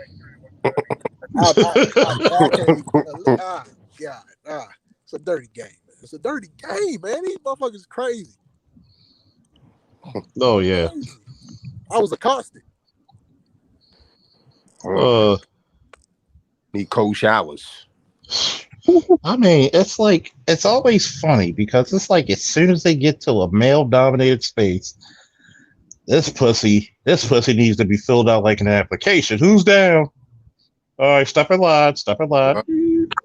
But here's the crazy part. The oxymoronic part is that they want to be treated with respect and dignity and equal. Dog, That's funny as well. That is it. I'll say that again. You blurred out. My bad. I said that's it. That's the truth right there. I'm like, I'm just like, don't be that female. But the ones you tell them don't be that female, those the ones that go straight towards it. I mean, they be holding dicks like they just won a fucking Oscar. But, like, but remember what I said. You know, it's like a high school. It's like 13th grade, but the only difference is you're reliving it every year. So I've seen the hoes turn into housewives, but it doesn't matter how long ago that activity was. You still got the officers like, I remember 20 years ago, me and the whole squad fucked her. Mm-hmm. And unfortunately, if you land a woman that everybody wants, that can interfere with your promotion too. If you want that. 100. Damn. Yes. Facts. Yes, it can. I mean, and then then for some reason, after they get about 30, 40 bodies, I think it's time, and about 4 to 5, 6 kids, I think it's time for me to settle down and still be fucking. Yeah. Yep. You're not mad enough for me. That's why you're a poly. Like that's why you believe in this weird marriage. You'd be surprised how many cops are into that fucking lifestyle shit too. Oh yeah. And also, but that's the thing. Females are just as worse as guys, man, because they want it. They want the dick. They want multiple dick. The same way guys, we want different pussy. Let's be real. Man, them females want to live out their fucking pornographic, almost nasty ass dreams. Right, because we want the fun out of our system. We want to have that fun, right? Listen, if you are real, they won't even sell it. They won't even sell it to you, bro. I literally just came like, hey man, like, let's fuck. I'm like, I'm just like, what the? I used to be thinking like, is something wrong? I'd rather look for love in the hood, fellas. I can't do the female police. I'll take Bonquisha. She live in apartment 11. She got 4 kids to collect Section 8, but she go put them little bastards to sleep before I get there. I'd rather go for that than go for a female it's something about that hood pussy, man. That hood pussy, for real. That's something about the hood pussy. Hood pussy is like destructive. It'll get you hooked. That would destroy your life, though. My man Rick Scorpio said. There's some serious cop blocking the law enforcement. Higher rank males always scouting out new ass that come to the door. That's true shit, though. True. And it'd be some old decrepit, just got off chemotherapy, coming back to get the gun. Because you got to think, low level officers, right? We have access to that pussy first before command staff. Because we always would see that female officer. I mean, it was so bad. About them before they even leave filling out the application. Got one. Got one. Matter of fact, it's so bad, right? When I was in the academy, we had a chick who was fucking around with this white lieutenant, black chick, white lieutenant. You probably know who it is. Oh Lord. He said, "Oh Lord." In the academy. What about the trainees fucking around with the instructor, yo? Remember? Got pregnant. Bro, we got pregnant. That's exactly what happened here. We had one that got 3 pregnant at the same time. God damn! They need to be fired. Johnny Appleseed motherfuckers. Like, God, we had the chick. She was in my squad. She works for the county now. Not naming names. Had the baby. Half black, half white mixed kid. Of course, like young, dumb, full of cum, she believed the motherfucker was going to leave his wife. Wife goes to Internal Affairs. Yo, they get suspended for about 1.5 years. You skipped the part. You forgot how the wife found out. She told me this personally. As a nigga who ain't opposed to a side chick or two, this shit. She told me that she gave him an ultimatum: marry me or else. So he's like, "Fuck that! I ain't leaving my wife." So while he was at work, she went and knocked on his door. When this man came home from work, he's looking at his wife in the living room and his pregnant girlfriend. Like, oh shit! Can you imagine? Imagine. And you just made lieutenant or else. Yeah, it wasn't worth it. Wife left him. Then he tried to get her back, and he tried to get the officer back, and she wasn't having it. Oh, and then she messed with. Then she found the blackest nigga she could find. Oh, and that certain officer, she likes to be one of those dominant females. Like, she actually told one of her boyfriends at the time he couldn't pee standing up, so she made him sit down on the toilet to pee. Yeah. She said, she asked me, what would you do? What would you do if a female told me to pee? I said, I will backhand you. I said, I will invoke the power of Ike, Joe, and Napoleon. I swear to God, I'll backhand you. Don't forget Ray Rice. Oh, Ray Rice. By the power of Grace Skull. Oh, man, if she would have told me this shit, I'd have brought this motherfucker out.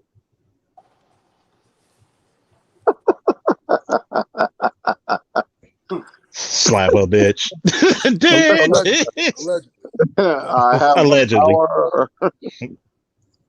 Had to zap that bitch. She was tired of him pissing on the toilet. That's what that was. And then after you do it, you look like this.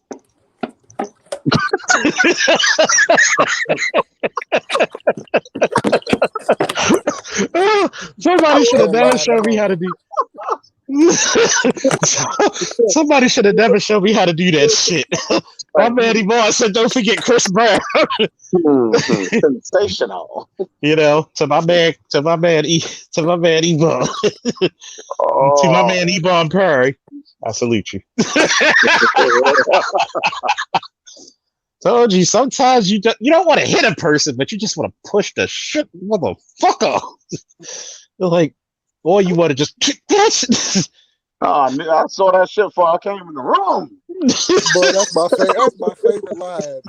I swear, that's like, you can't be a cool cop if you never saw the movie Black Dynamite. Oh my God, that movie was everything, man. I mean, if it was mandatory if you were my squad, if you were new, you had to see. I didn't care if you were like some Hispanic chick. You better see Black Dynamite. You better get out my squad. Shut the fuck up. I knew that was you. Shut the fuck up, you Toya. I tell you about calling me Kung Fu. Oh man. Hey man, whoever wrote that shit is a fucking genius, man. Man, I tell you. I bet you it was an ex-cop. Only ex-cops could have that dirty of a fucking mind. Oh my goodness. Oh my goodness. I think he would be good to be Black Panther. Yeah. At least an older version. Oh my God, this shit is funny.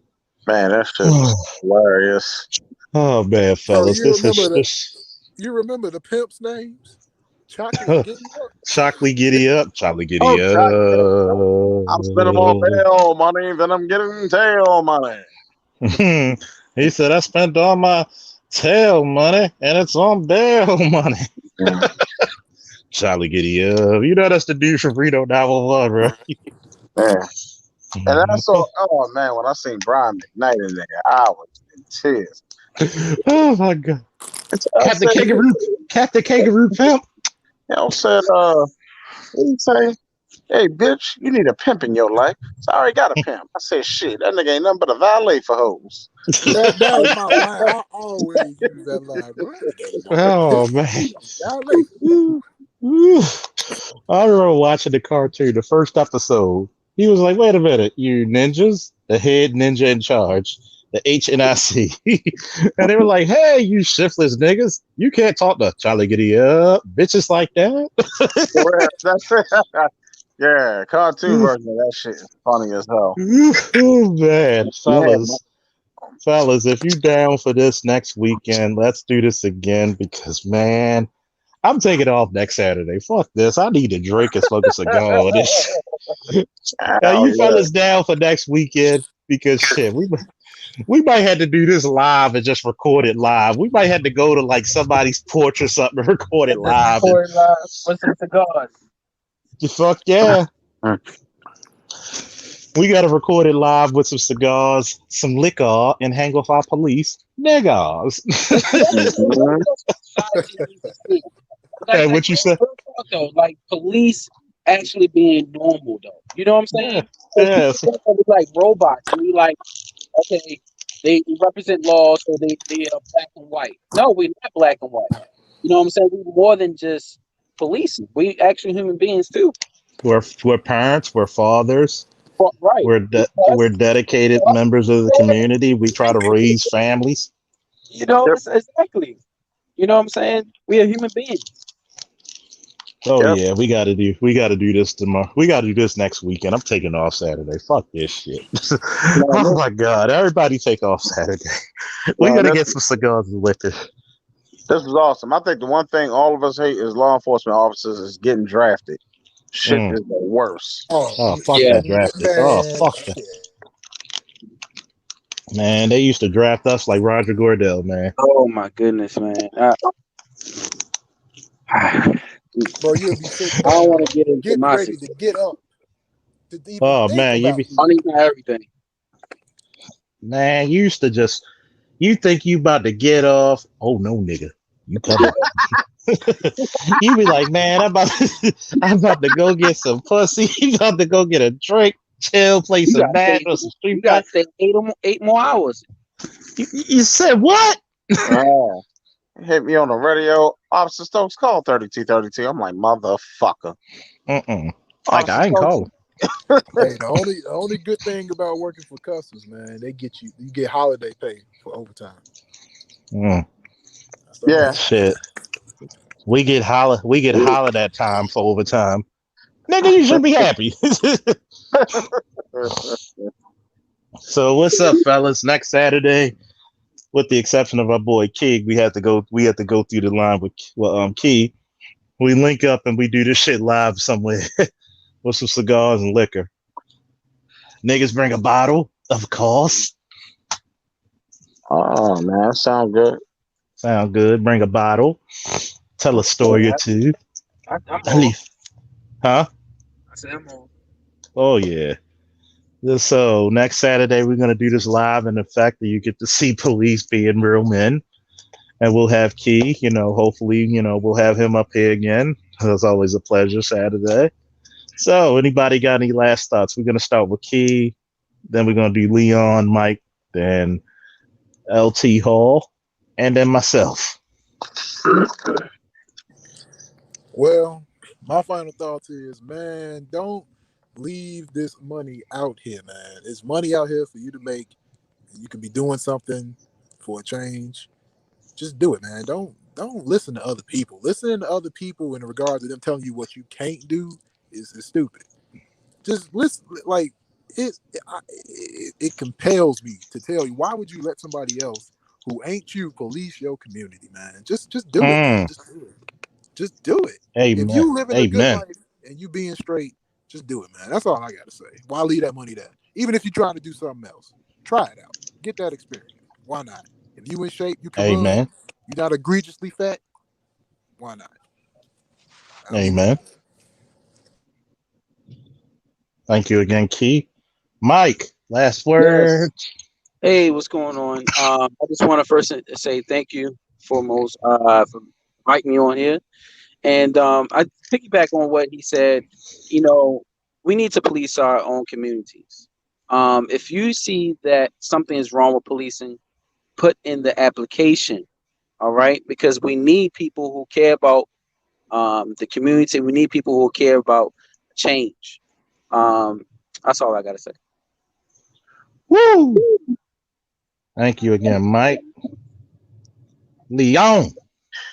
Well, Reverend Charles, I appreciate you having us all on here. I appreciate you having me on here. I would say, corrections is not a bad job. It's just sometimes it can be frustrating.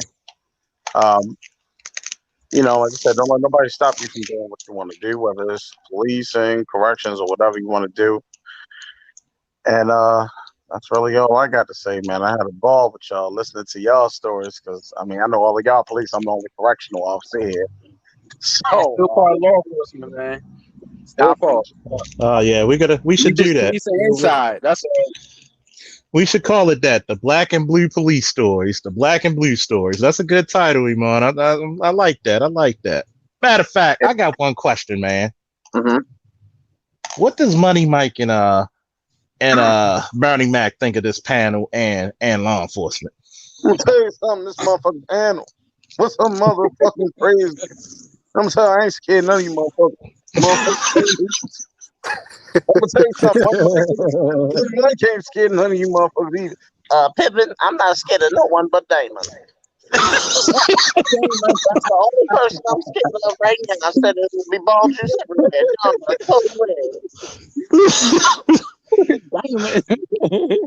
you Oh man, Terrell. Any last words? No, Terrell, you there? You probably muted up. Oh no, trust me. It's even funnier when you hear it live, man. Woo!